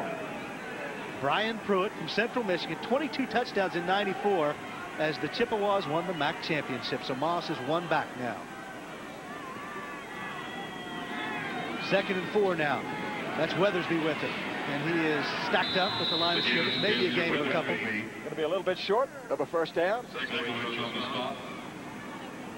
think we're going to be looking at 3rd and about 2. Or 1.5. Or 3. 3rd and 2 for the Falcons of Bowling Green. 5:31 to go in the 3rd, and His light's a little bright here. those aren't exactly necessary, but the future's so bright for He thinks he's in Los Angeles. the Thundering Herd. 3rd and 2 now. Marshall's defense hoping to rise to the occasion. The Bowling Green Falcons want to keep the drug going. Schneider from the shotgun gets rid of it. First down. That's Lige. Knocked out of bounds by Tim Dempsey, but the big fullback gets it done again. Well, when you come on a blitz like Marshall did, they leave Lodge all alone. The linebacker's supposed to be covered, but he's coming on the blitz. That's the reason he was all by himself. Snyder finds him. Lodge, the big fullback, he rambles and takes it for the first down. Junior from Adrian, Michigan. So they'll get him back next year. What an asset he is to this offense. He's one of those thumpers. Not too often you see a fullback handle the ball as well as he does. All the way down to the 36-yard line for the Falcons now. Hollis is the tailback. Lies the fullback. Schneider to throw it. Looking sidelines, got his man. It is complete all the way down to the 12-yard line. Terry LaVille out there, and B.J. Summers mixing it up. And now the flag's flown. Yes, sir. Anytime you get an exchange like that, you're going to get a flag. B.J. Summers, Mr. LaVelle. Maybe not talked about where they're going together after the game, but rather what happened on that play. Rain falls, a little chilly here as we sort this one out. After the play, there was a dead ball personal foul against the defense and a dead ball personal foul against the offense. Those penalties cancel my rule. The play stands. It's a first down.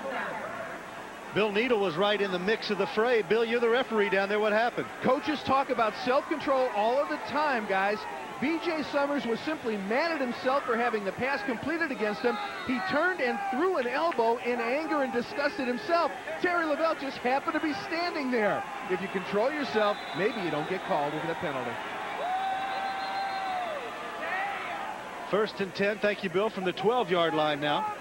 And Bowling Green really wants to punch one in here. But you know that offsetting penalty, it's like kissing your sister. I mean, really, not a whole lot of harm or damage done.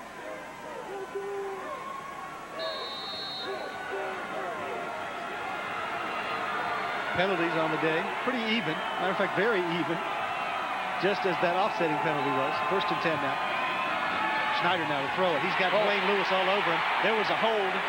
Lewis grabs him anyway. That was a big-time hold. That was a WWF hold. And Sonny, you never like to see penalties, but as a coach down this far deep into the opponent's territory, you hate to see him here. Especially those silly ones. And that's what you call silly. Schneider really had some heat from Dwayne Lewis.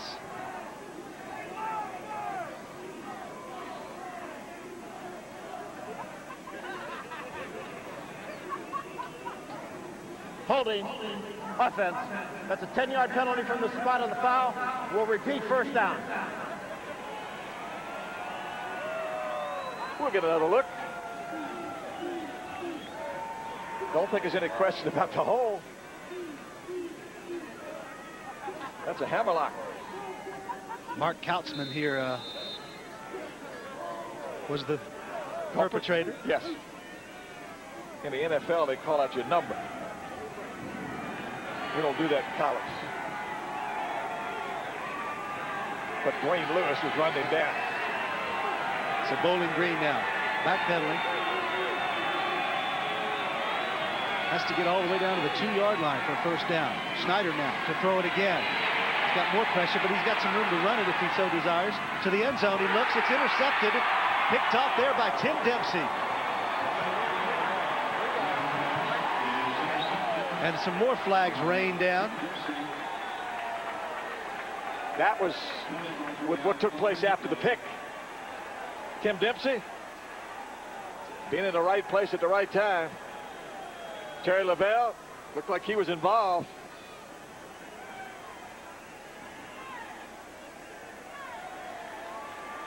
And Sonny, a young quarterback like Schneider, perhaps he should have tucked it and run there.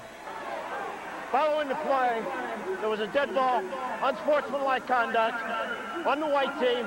That's a 15-yard penalty, 1st down.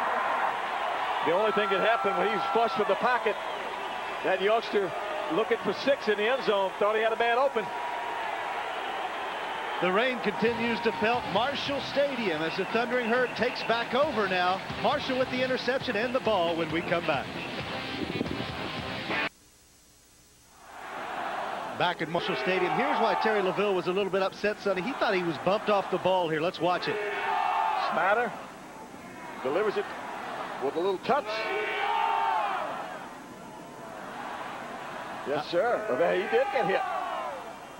Albert Barber gave him a shot, and Lavelle is pleading to the refs, and perhaps he had an argument there. He might have had a case. But the refs are usually right. Yes, most always.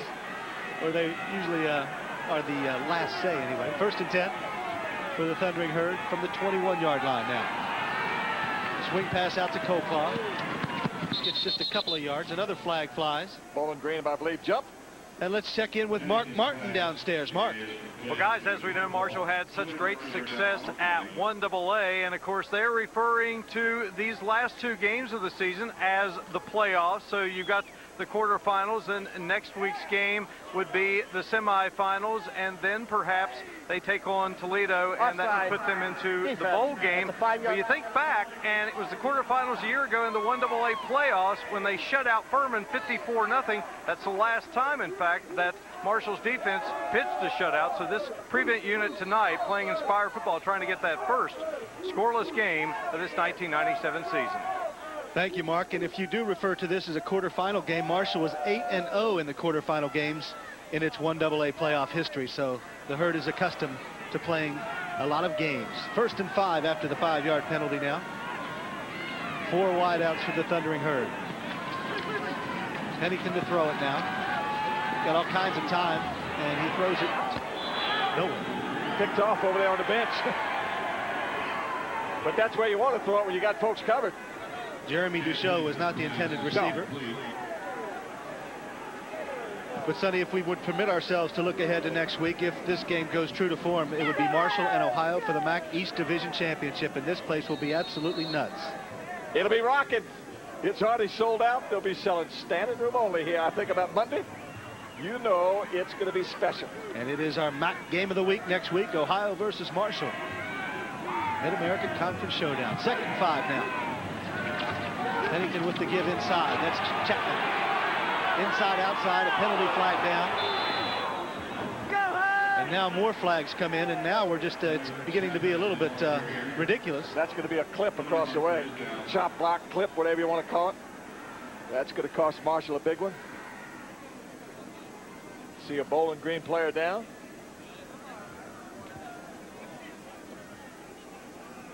Trying to get a number on that for you if we could, but a lot of brown rain suits down there. It looks like it's number 17, Junior Williams, down. That had to be a crackback, something from the outside receiver. Free safety for Bowling Green. Chop block or a hole. Take a look right here. Chapman bouncing it outside. Let's see the block. Oh, right here. Late. Oh, yeah. From the back, that was a chop. I believe it's 2 penalties, Sonny. I think it's a hold and a chop block.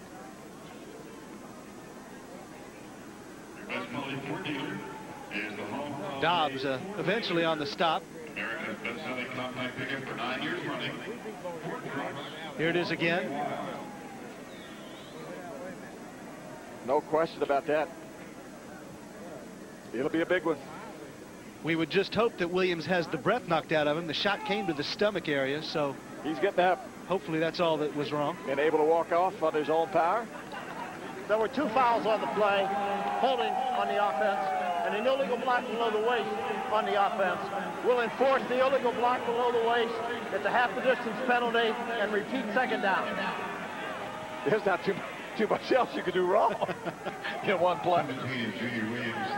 Junior Williams, junior from Lansing, Michigan, will walk off, and we hope to see him again. But it's 2nd and a long way to go for the Thundering Herd. Cheerleaders, they don't mind this rain a bit, do they? Now the penalty yardage beginning to stack up for both teams. Pennington to drop. That's Chapman. He gets leveled. Ball was incomplete. Nice hit out there. Number 25 for Bowling Green applies the stick. That's Morty Bryce.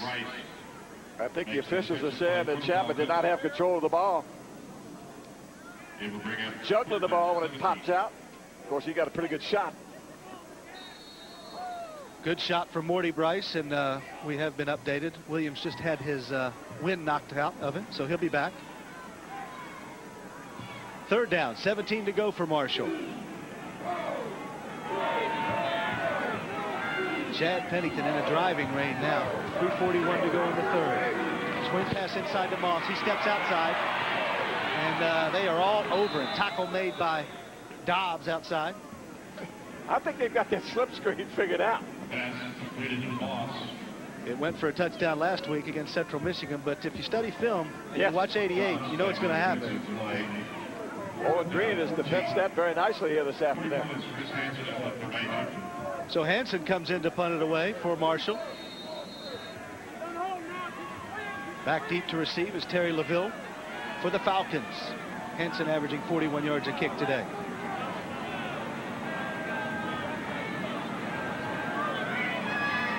LaVille stands at his 45-yard line.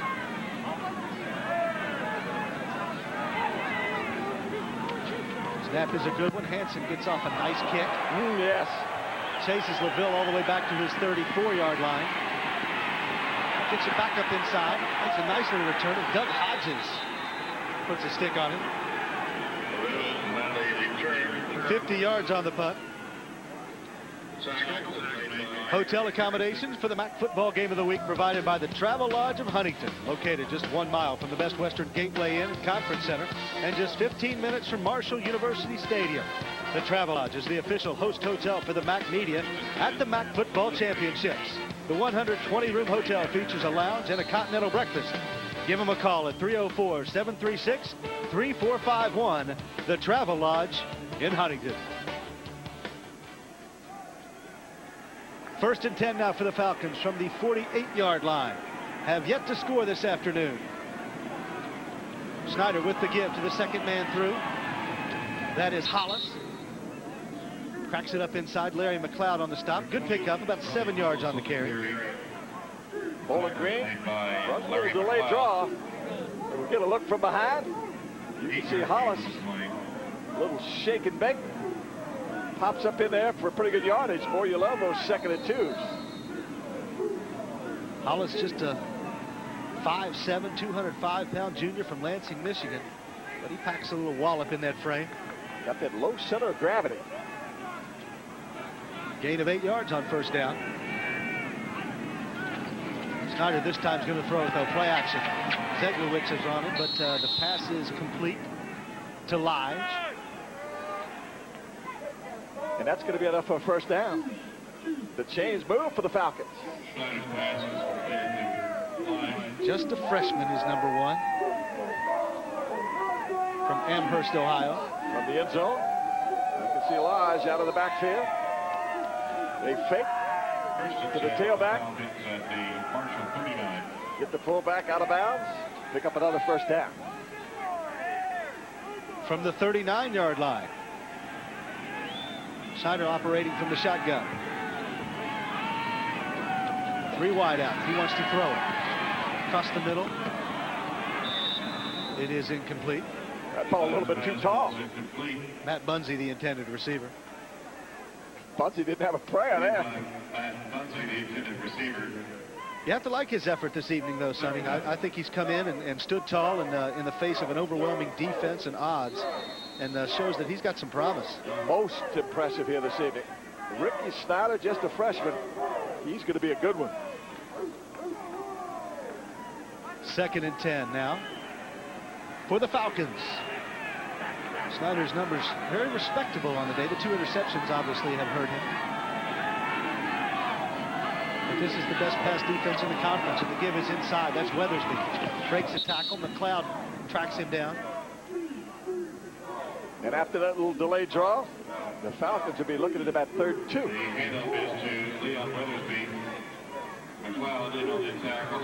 Another look at this draw. From the shotgun, you have to hand it forward, which they do.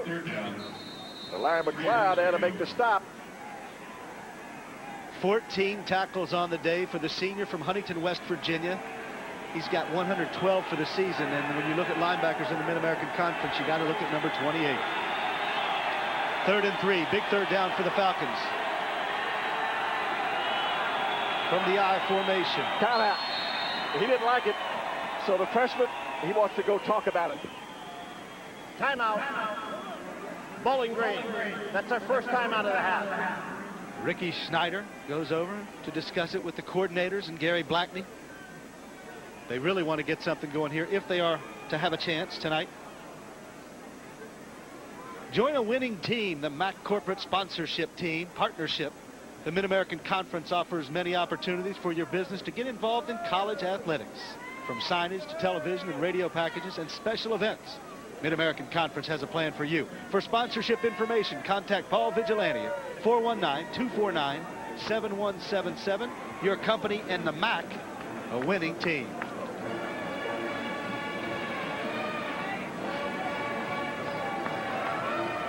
So Ricky Snyder heads back in with a better plan this time around. 3rd and 3 for the Falcons. You know, everywhere we've been this year, I've really been impressed with the quarterbacks because all of them look like linebackers. There's no little quarterbacks in the back coverage. They're all real big, strong guys. Very, very good point. I mean, you look around the league and you see them everywhere. Ricketts at Miami and Jake Josetti for Ball State and the rest of the crowd. Jose Davis for Kent. Gromek for Akron. From the I formation now. The give is to Hollis. And he is stacked up and does not get the necessary yardage. But you know the Falcons will be going. This is 4-down territory. Billy Gregory, part of the defensive onslaught for Marshall. Watch the line of scrimmage here. Hand back. They pounded off tackle. Barber there. Jeremy Eastwood also. Eastwood from the secondary. So it is 4th and 2 for the Falcons. A must for Bowling Green. But time will run out here in the 3rd quarter. That's the end of the third quarter. It's for Marshall 28. So Ricky Snyder and the Bowling Green Falcons will march it to the other end of the stadium. 15 minutes to go in Huntington, West Virginia. Bowling Green, 4th down when we come back.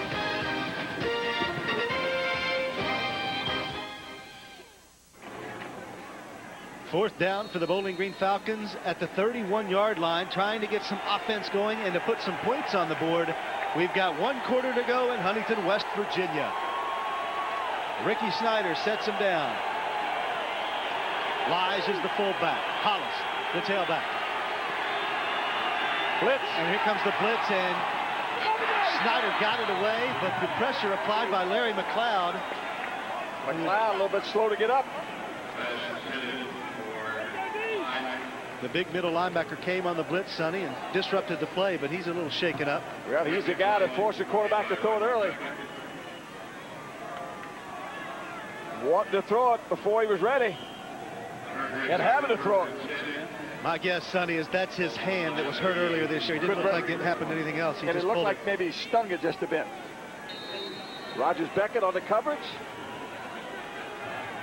But Marshall's defense rises once more and prevents Bowling Green from getting anything going offensively. 14:57 now to go. Reverse. That's Nathan Poole, but does not fool anybody for Bowling Green.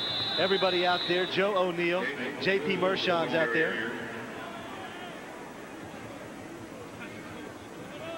Bowling Green has played tough here this afternoon. They truly have. A couple of mistakes, a couple of turnovers.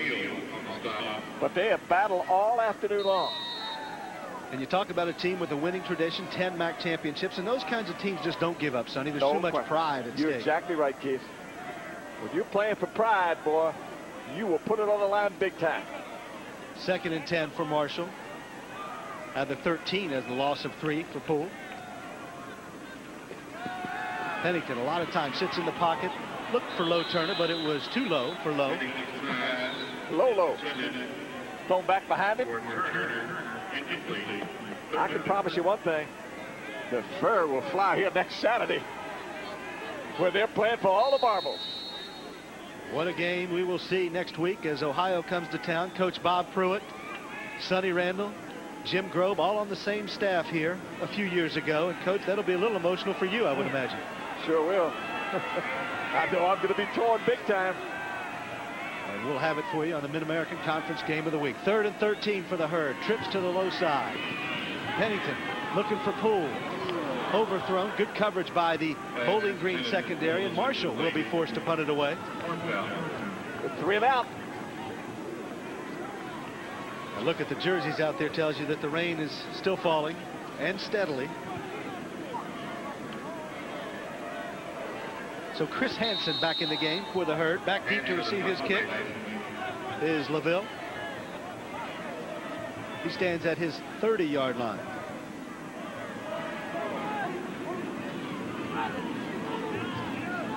Junior has punted well this afternoon. Some pressure coming in there, but he gets it off. And it is a nice kick. LaVille at his 20-yard line. Fair catch.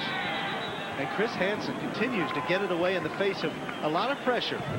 Bowling Green, the Falcons have come awfully close to blocking one here this afternoon. 51-yard kick for Chris Hansen. Good look at Marshall's Stadium, and we're lucky to be inside on this one. Ricky Snyder goes back to work offensively. Has done fairly well moving the ball for Bowling Green. They just haven't scored yet.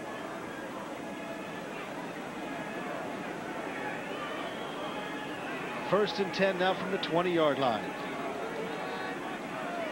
From the shotgun. So it looks like the Falcons are going to load it up.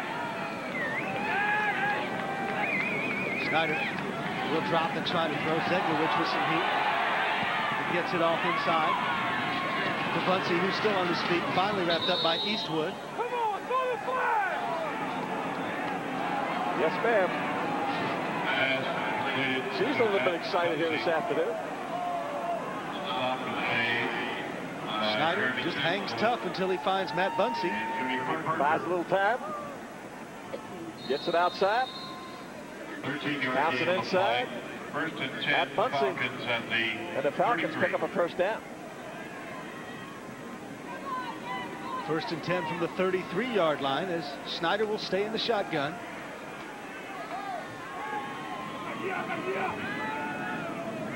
Long count, inside give.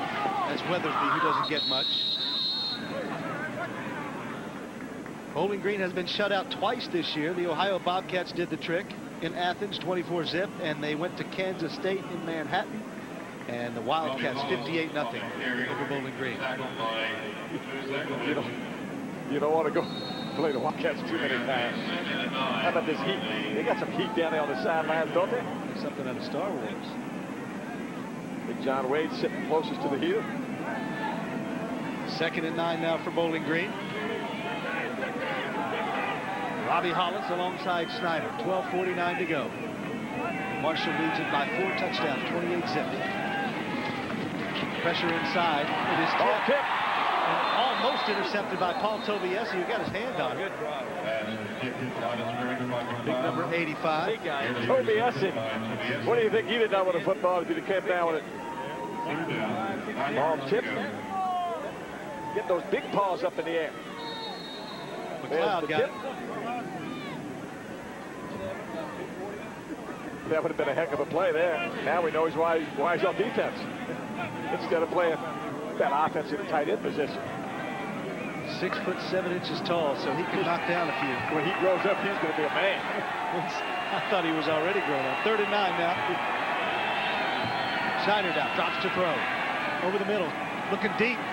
Out there, caught. Boy, what a effort. Wow, catch by Bunsey, and that was certainly highlight film material there. Bunsey lays out for this one. I mean, Snyder throws it on the money, and Bunsey lays out for it. You talking about paying the price? Does not get any better than that. Layout, great catch. Wow.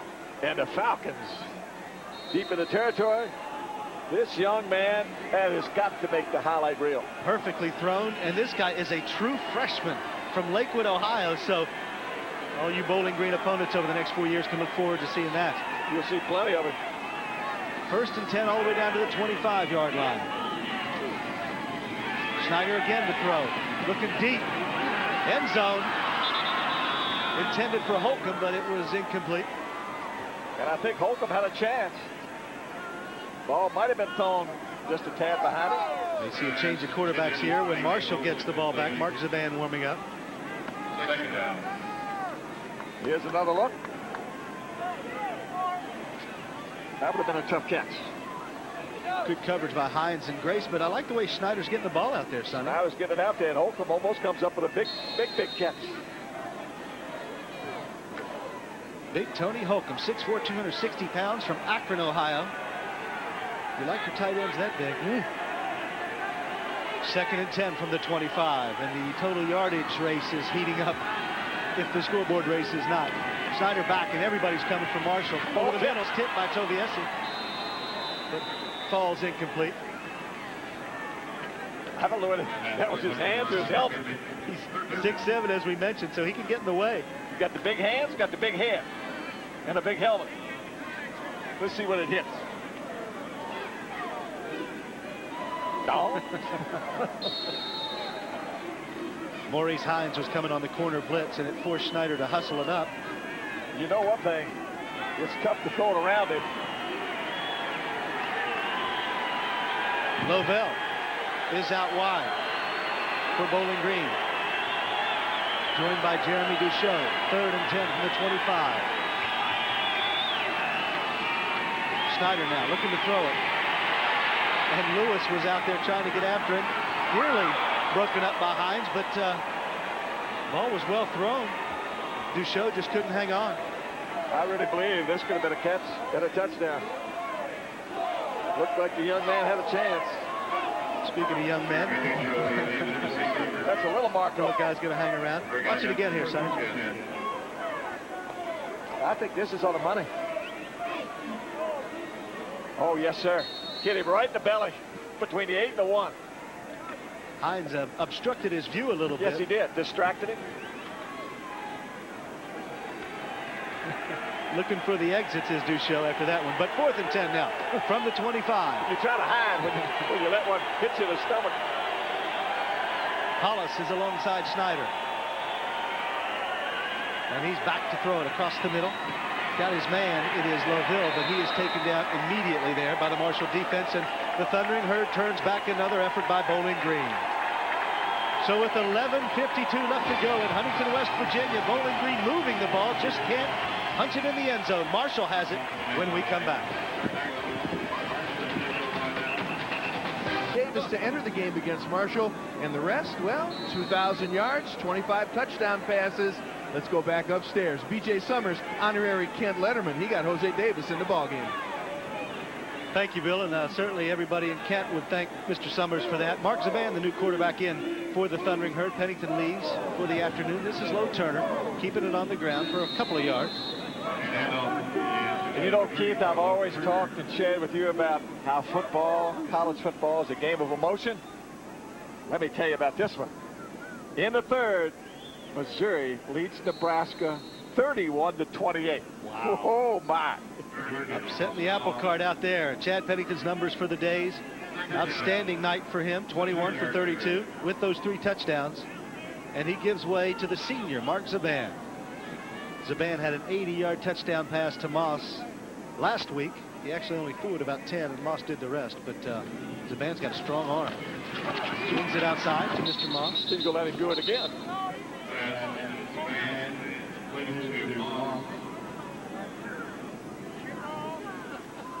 Every catch Randy Moss makes, every yard he gains will add to his season total, which is the best in the Mid-American Conference. It also adds to that cash register ring. Cha-ching. Moss is certainly thinking about greener pastures next season. Sunday afternoon, maybe, instead of Saturday evening. 3rd and 1 for Marshall. The give is inside to Turner, who has enough for the first down. The O'Neills are there. Check other scores around the MAC now from the action. Miami, as we mentioned, beats Ohio. That sets up the showdown next week. Toledo upset by Ball State.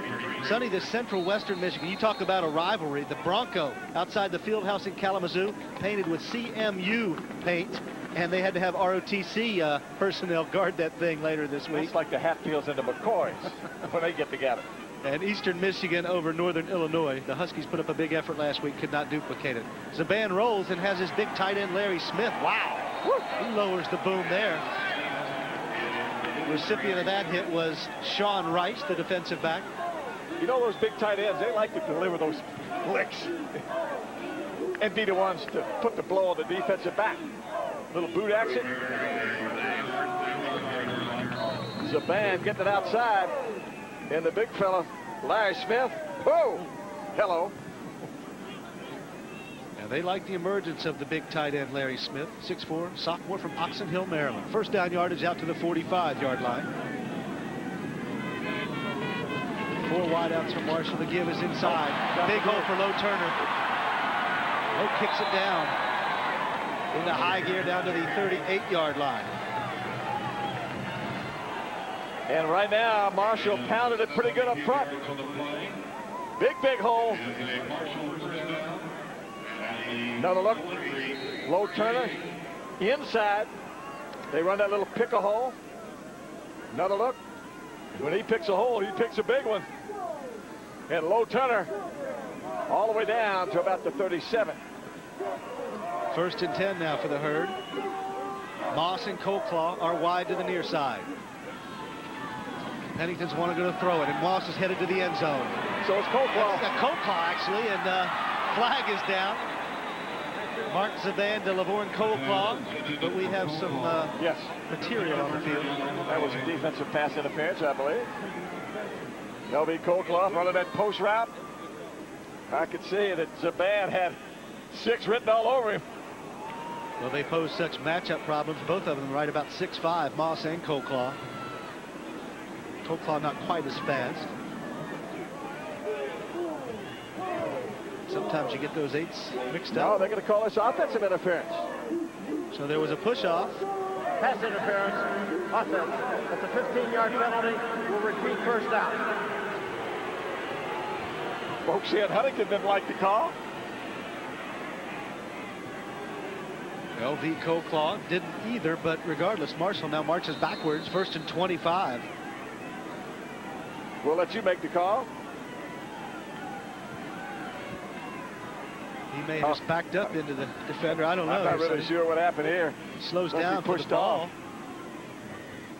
I'm sorry, I didn't see that one. Look out. Snap is over Zaban's head, and he gathers it. Heads up play for Mark Zaban, but you see him reach down one-handed, pick up the ball? He plays baseball, so he probably thought he was playing infield there. Kind of like to know why Low Turner didn't get the handoff.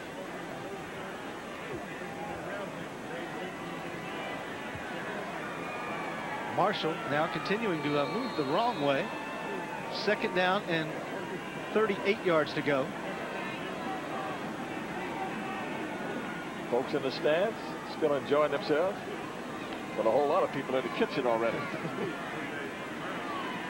Coach Bob Pruitt looking on as his team has a 4-touchdown advantage. 9:59 to go in this one. Offside. The shotgun. He says it's free, so take it. Yes, sir. A little directed traffic. He hits Moss. That's going to cost Bowling Green 5.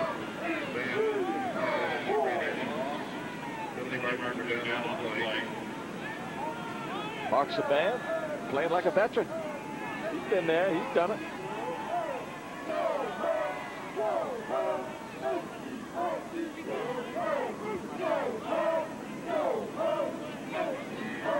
There was an offside penalty on the defense. There was an ineligible receiver downfield on the offense. Those fouls offset. We'll repeat 2nd down.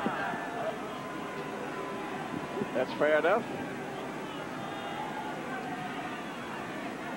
So we'll do it again next week here from Marshall Stadium. The Bobcats and Jim Grobe come to town. The Thundering Herd and Ohio fighting for the East Division Championship, and it will all be settled, it appears, right here at Marshall Stadium. Playing for all the marbles next week. 2nd and 38 still from the 34-yard line from Marshall. Zaban in the shotgun. He's got a little heat now. Swung it out there to Chapman, but it was incomplete. Little one-hopper.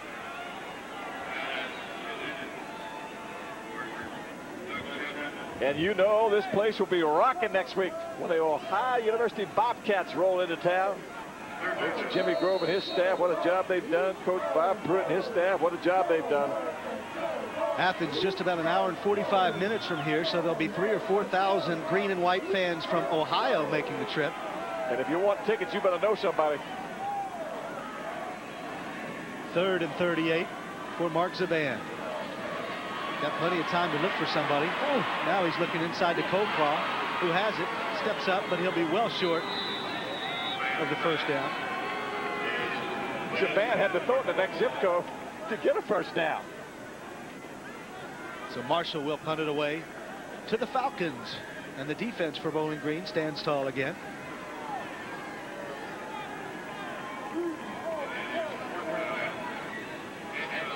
.9:17 to go, and if Bowling Green is to make a charge here, they're going to have to do so quickly. Ville stands at his 11-yard line, awaiting the Hansen punt.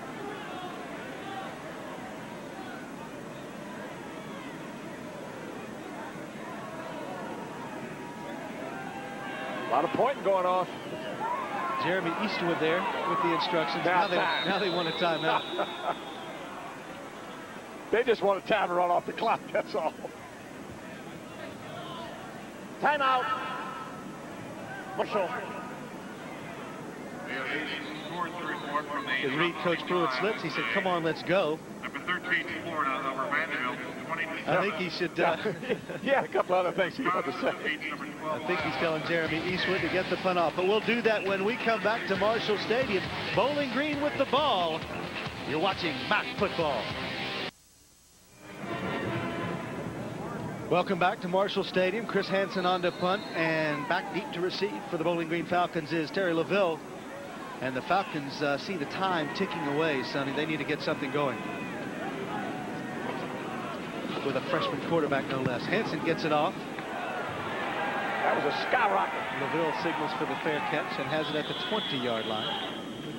Mark Martin is downstairs. Mark, what have you got for us? Well, guys, this game, homecoming here at Marshall, and homecoming at Marshall University also means a new class of inductees into the school's Athletic Hall of Fame, and a member of the class of '97 was Mike D'Antoni, a great basketball player here from 1968 to 1972. He went on to play in the NBA, the ABA, also in the Italian League. He later coached there. Mike D'Antoni came to West Virginia earlier this week, and after 5 hours had to return to his job. That's with the Denver Nuggets, where he is director of player personnel. They needed him out there to also now serve as an assistant coach, so he didn't get to go through the induction ceremonies, but a great honor for a great player here at Marshall. Thank you, Mark. And Dwayne Lewis takes down Snyder for the sack. And when the general manager calls, Sonny, you answer. You answer or you find other work. Got a little hole that went undetected, and Lewis from the backside puts the hammerlock on Snyder. Snyder back to throw on second down, gets it, swings it out, and it is caught out there by Duchot. Nice catch on the far sideline. Duchot catches it. Larry Moore knocks him out of bounds. For Dwayne Lewis, his second sack of the season on the previous play. The gain of 10, so it'll be 3rd and 6 for the Falcons now. And those folks across the way continue to coach as hard as they know how to coach.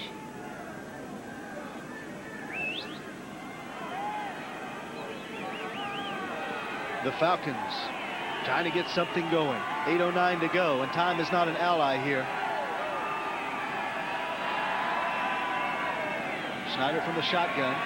He's got some pressure, steps up. That's Hollis. And he swings it outside, and Robbie Hollis picks up good yardage. And picks up a first down for the Falcons. Hollis, a little nifty running in the Marshall secondary. Got a little hitch there. Kept it along.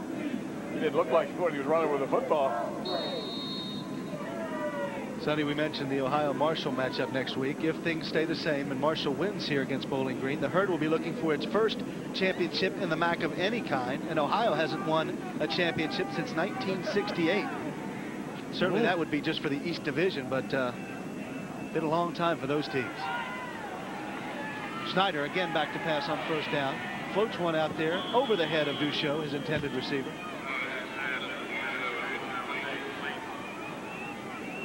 You got to get your hands out of your britches if you're going to catch the ball. Dan King is a defensive lineman, so he doesn't catch too many.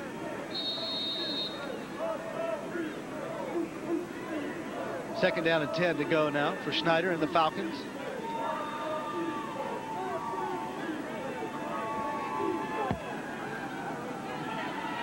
Nothing. Marshall leads it.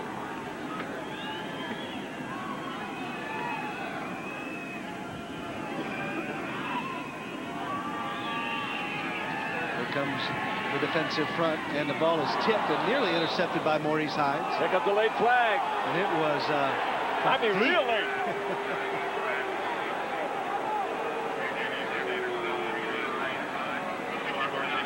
That back judge, he threw that beanbag a lot further than some passes I've seen tonight.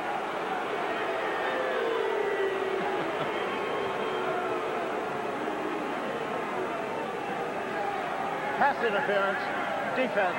That's a spot foul and an automatic first down.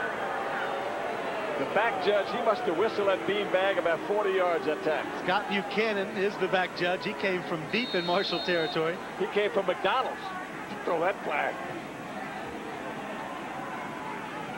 The Falcons, though, get a first down, and Ricky Snyder continues to pile up good yardage. And again, this is all for the future for that youngster. There'll be a war for the quarterbacking position in the spring next year in Bowling Green. One of them's going to be a lot better quarterback because of it. First and 10 for the Falcons now at the 41-yard line.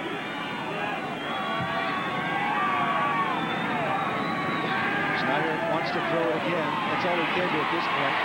Hit immediately there. Recovers. Pass is caught out there. Nice piece of work from Bunsey, the receiver. And you know, you've got to say some awfully nice things about this Bowling Green football team. The way they continue to try to move the football. They want in the end zone. Snyder spins. Yeah. A little spin around. Heck of a catch. Here comes everybody now on the blitz. John Grace has him this time. And Snyder can only fight him off so long. As you indicated, John Grace off the corner. Bill Needle has a little progress report for Bowling Green on the sidelines. Bill. Future with Ricky Schneider, a redshirt freshman quarterback. Matt Bunsey, a freshman, two freshmen. Couple of nice catches. You haven't seen freshman Aaron Alexander out of Kokomo, Indiana, but they saw plenty of him in practice this week. He played the part of Randy Moss for the scout team. Unfortunately, Aaron Alexander is 6'1" to Randy's 6'5". Aaron runs a 4'5" compared to Randy's 4'2", and he's got a 38-inch vertical compared to Randy's 41. However, down the road, you may see Aaron Alexander out there catching passes from Ricky Schneider, and he had plenty of practice acting like a Heisman Trophy candidate as well. Back to you guys. Thank you, Bill. I guess Michael Irvin wasn't available for scout team duty. No, he was serving time. Oh, my. Aaron Alexander, I tell you what, if he could do all those things Bill just talked about, he'd play in a whole lot of places. They've done a fairly good job. Operator, please reset the clock to 7 minutes and 17 seconds. Of containing Randy Moss. Moss with 1 touchdown catch, 7 on the day. Is it my imagination that the officials gotten a lot of air time tonight? 2nd and 17 for Schneider.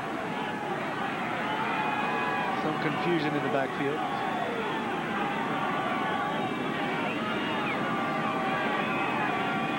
Off the corner now. Wants to throw it again. Rolling. Oh, almost picked off. Larry Moore on Matt Bunsey there.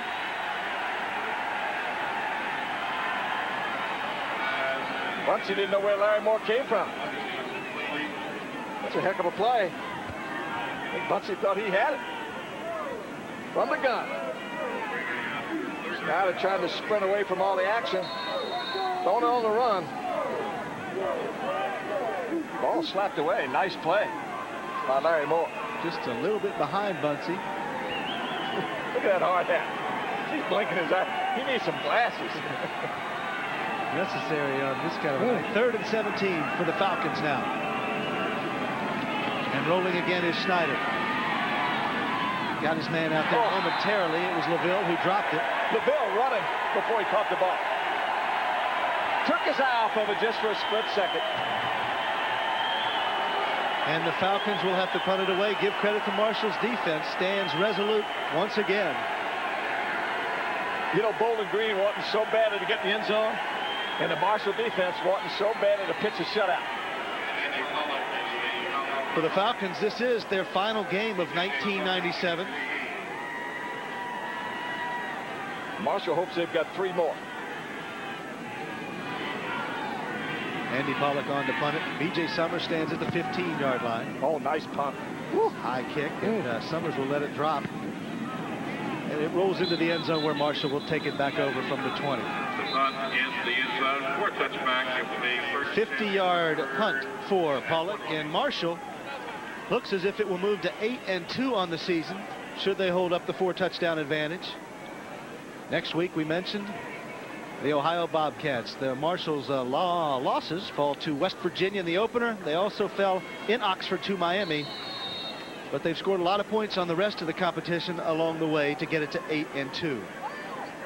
Is Marshall not with 8 wins the first team in the history of college football to win 8, going from 1AA to 1A? You are most correct, Sonny. Nevada went 7-5 their year after going to 1A. But Marshall will have 8 if they hold up here. And Javon Darling carries it. Nice run for the senior from Staten Island, New York. And if you're Javon Darling, the only thing he did wrong was go out of bounds. You'd like to keep the clock running. 6:50 to go.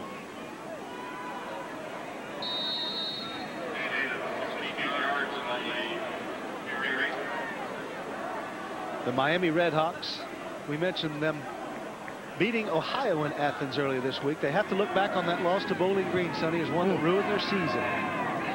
Or else they could be in Huntington for the MAC championship game.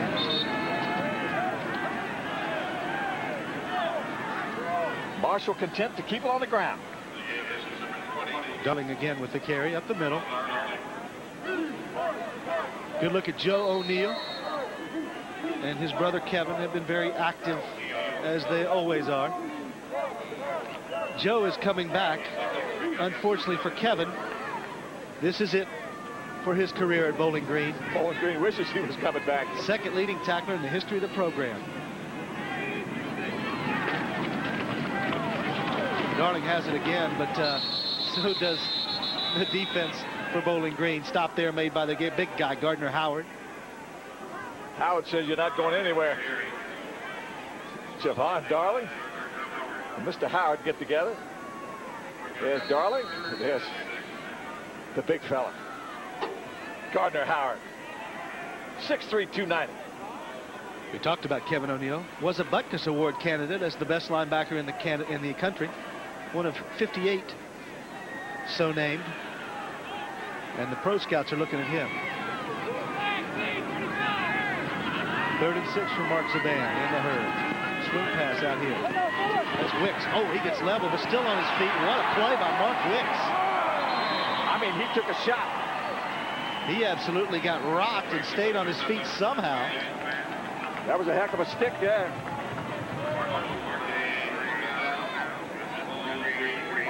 Watch the hit here. We'll see who put it on him. Wicks back inside. Sioki Bradley. Sioki turned him back inside. Bradley, what a stick. 15 tackles for the O'Neill brothers today. Draw. Darling tries to take it outside, but he doesn't have much room out there. Joe O'Neill there alongside Dan King. You're safe when you say O'Neill was in on the stop. When you're talking about Bowling Green. Playing defense. Good look at Coach Bob Pruitt. He doesn't like to wear the hat. When the rain comes down, he puts the headgear on. There's big Kevin O'Neill. Well, I bet they had some wrestling matches in their house when they were young. That backyard got torn with him out there, or the furniture inside. This time Zaban to throw it. He's got Wicks, who had the field wide open. I think he was looking the end zone. He knew there was a whole lot of green out there in front of him. Tried to run, maybe just a split second before he caught it. Zaban puts it right on the money. Ooh, hit him right on the 2. Took his eye off of it just for a split second. 2 touchdowns today for Mr. Wicks, so we can't criticize him too heavily, but he knows he should have had that one. 3rd and 11 for Marshall now. 4:07 to go here in Huntington. The band little swing pass inside, but it does not fool the Bowling Green defense. Gardner Howard on the stop, and let's go downstairs to Mark Martin. But I believe that the next holiday on the calendar is Thanksgiving, but next Saturday this place will probably resemble St. Patty's Day. A lot of green here, Ohio U and Marshall. Interesting, as you mentioned, Keith, that these two schools separated by less than a couple of hours. And Jim Grove against Bob Pruitt, 2 guys who once coached together right here at Marshall under a gentleman, Keith, that you know quite well. Yes, that's the man just beside me, Sonny Randall, and talking to Coach Pruitt, Coach Grove earlier this week, and boy, those guys have some memories to kick around. They'll probably get together sometime later this week, Mark, and have a little talk. Coach Pruitt should have said something. Shouldn't be any misunderstanding about who you're pulling for. Right at the snap. Delay game. Offense. Coach Grove from Athens is from Huntington. Of course, Coach Randall coached here from 79 to 83. And Coach Pruitt was on the staff. So too was Coach Grove. So many connections between these two programs. We all started together. There were sad times and now they're glad times. And I'm awfully happy for both the coaches, Bob Pruitt and Jimmy Grove, what jobs they have done. All of you part of the reconstruction project. Another flag flies down. little frustration down there on the field now.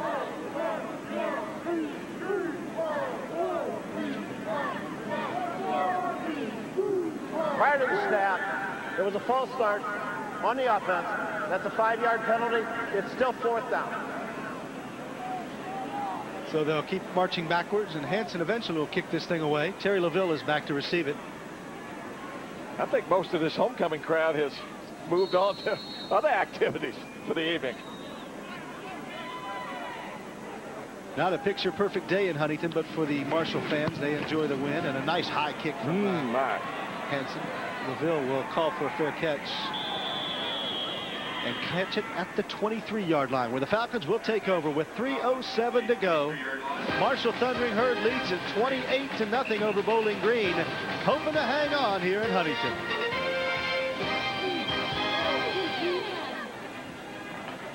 Welcome back to Huntington, West Virginia, where Marshall putting the finishing touches on a win over Bowling Green. 3:07 to go. In a little rainy atmosphere in Huntington tonight, but Marshall pointing to next week's game against the Ohio Bobcats. When you're playing for all the marbles, boy, you play with everything you got. And that's what's going to happen next Saturday. Both teams. Credit Ricky Snyder, the freshman quarterback for Bowling Green, has come into a tough atmosphere and done very well.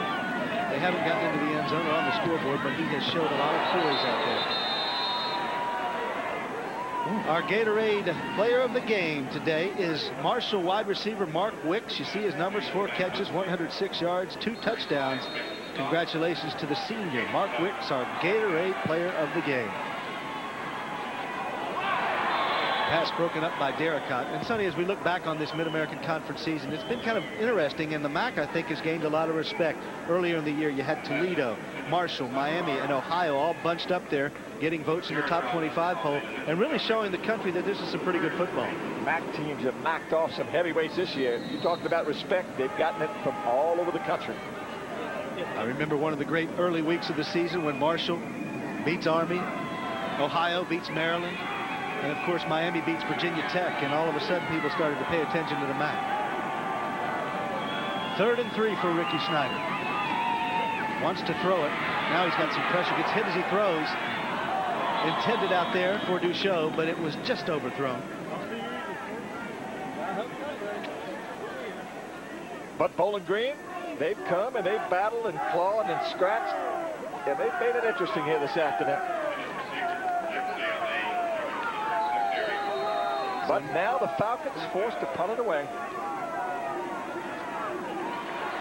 And with 2:38 to go, Coach Pruitt wants a timeout, it looks like. I'm not sure what that's for. Unless he wants to get the right people on the field. Marshall, that's their 2nd time out of the half. Coach Bob Pruitt played against Dwight Perry's Bowling Green Falcons when he was in the MAC at Marshall years ago. And told me this week that that was always one of the class programs of the league and remains one of the class programs in the league. What, they played 21 times? Bowling Green has won 18, Marshall 3. That will change after tonight, 18-4. Let's check in downstairs with Bill Needle. Bill. Thanks a lot, guys. You know, you watch a player like Randy Moss, and what you don't see is some of the great players that get lost in the brilliance of the talent. Today, Mark Wicks, for example, 2 touchdown receptions and a number of other fine catches. Goes back to the pro days. Ask Lynn Swan about John Stallworth. Ask Jared Rice about John Taylor. And ask Bobby Joe Conrad about, God, help me on this one. Who's that other receiver they had? His first name, Bill, was Omo. Sonny Randall, I think, is who you're thinking of. Oh, that's right. That's right. Oh, Sonny Randall. Oh, my, those are the good old days. Bobby Joe Conrad and Sonny Randall. What a combination. Marshall now to receive the punt. That's B.J. Summers, who gets absolutely leveled as soon as he gets it there. Nice special teams play for the Falcons made by Travian Turner. You know, but Bill's so right about great receivers. Our receivers have been awfully good regardless of what level you're talking about. There has to be somebody else there that's taking the heat off. Otherwise, that guy's not nearly as good as, you know, you might think that he was. Exactly. And Lavorne Coleclaw was certainly a talented wide receiver, Sonny, but he came into the year as somewhat of an unknown quantity, and with everybody paying attention to Moss, he has shined at several times this season. And now L.B. Coleclaw next year, he will get all the attention. 1st and 10 from the 31-yard line, 2:30 to go as we wrap it up here. The band will just hand it back. Javon Darling with the carry. And Sonny, Gary Blackney can look forward to next year, but the first two opponents... Oh, my. He ain't looking forward to those first 2 games. September 5th, he goes to Missouri, and September 19th to Penn State. Wow. I'm not sure the athletic director likes him a whole lot. I'll tell you what, boy, I'm telling you, you got to play those 2. Woo. A couple of souvenirs for some youngsters. Yes, sir. On this night. And Coach Blackney's Bowling Green Falcons will play Ohio State in a few years, too, and that's never a treat. Well, you know you got to play those money games. You just don't want too many of those heavyweights right together. You play those money games, and those are good. You just don't want to demoralize your team playing too many of the heavyweights. Or lose too many folks that you need to win with when you get in conference play. I looked at that last night. You talking about feeling for Blackney? When I saw Missouri and Penn State, I felt for him. And up here at the top of the stadium, they're staying warm.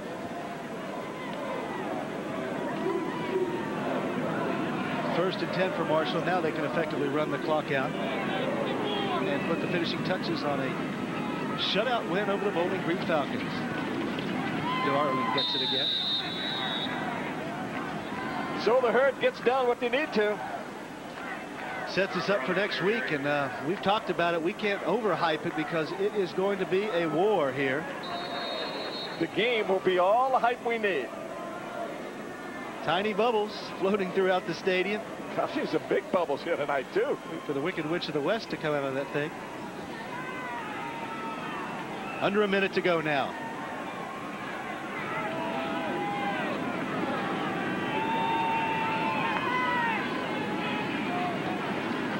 Draw. Javon Darling kicks it outside. Just looking for some room. Puts the head down. We may see one more play, maybe. Sonny, that's what you do conference races for. You love to see it come down to the last game of the year. I know the MAC people are ecstatic to see this one unfold in front of us next week. Just like Mark Martin. He's awfully happy it's going to come down to the last race of the year. We're happy that the MAC part of the championship will be decided here next weekend.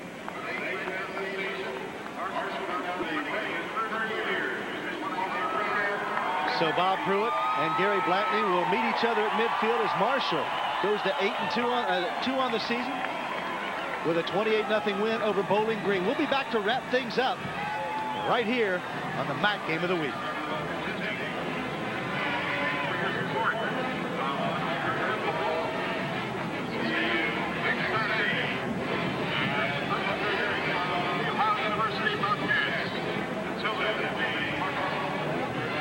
And we're going to hang around here and wrap things up anyway. We're the only ones hanging around. They file out of the stadium as Marshall wins it 28-0 over Bowling Green. The Falcons finish the season at 3-8, and there will be better times ahead in Bowling Green. They've been awfully good for a long, long time at Bowling Green, and you know they're going to be good again. So we'll take a break here. From Marshall Stadium, the Thundering Herd wins it convincingly over the Bowling Green Falcons. Back to wrap things up in a minute. Classic Worldwide Productions presentation of MAC football is brought to you by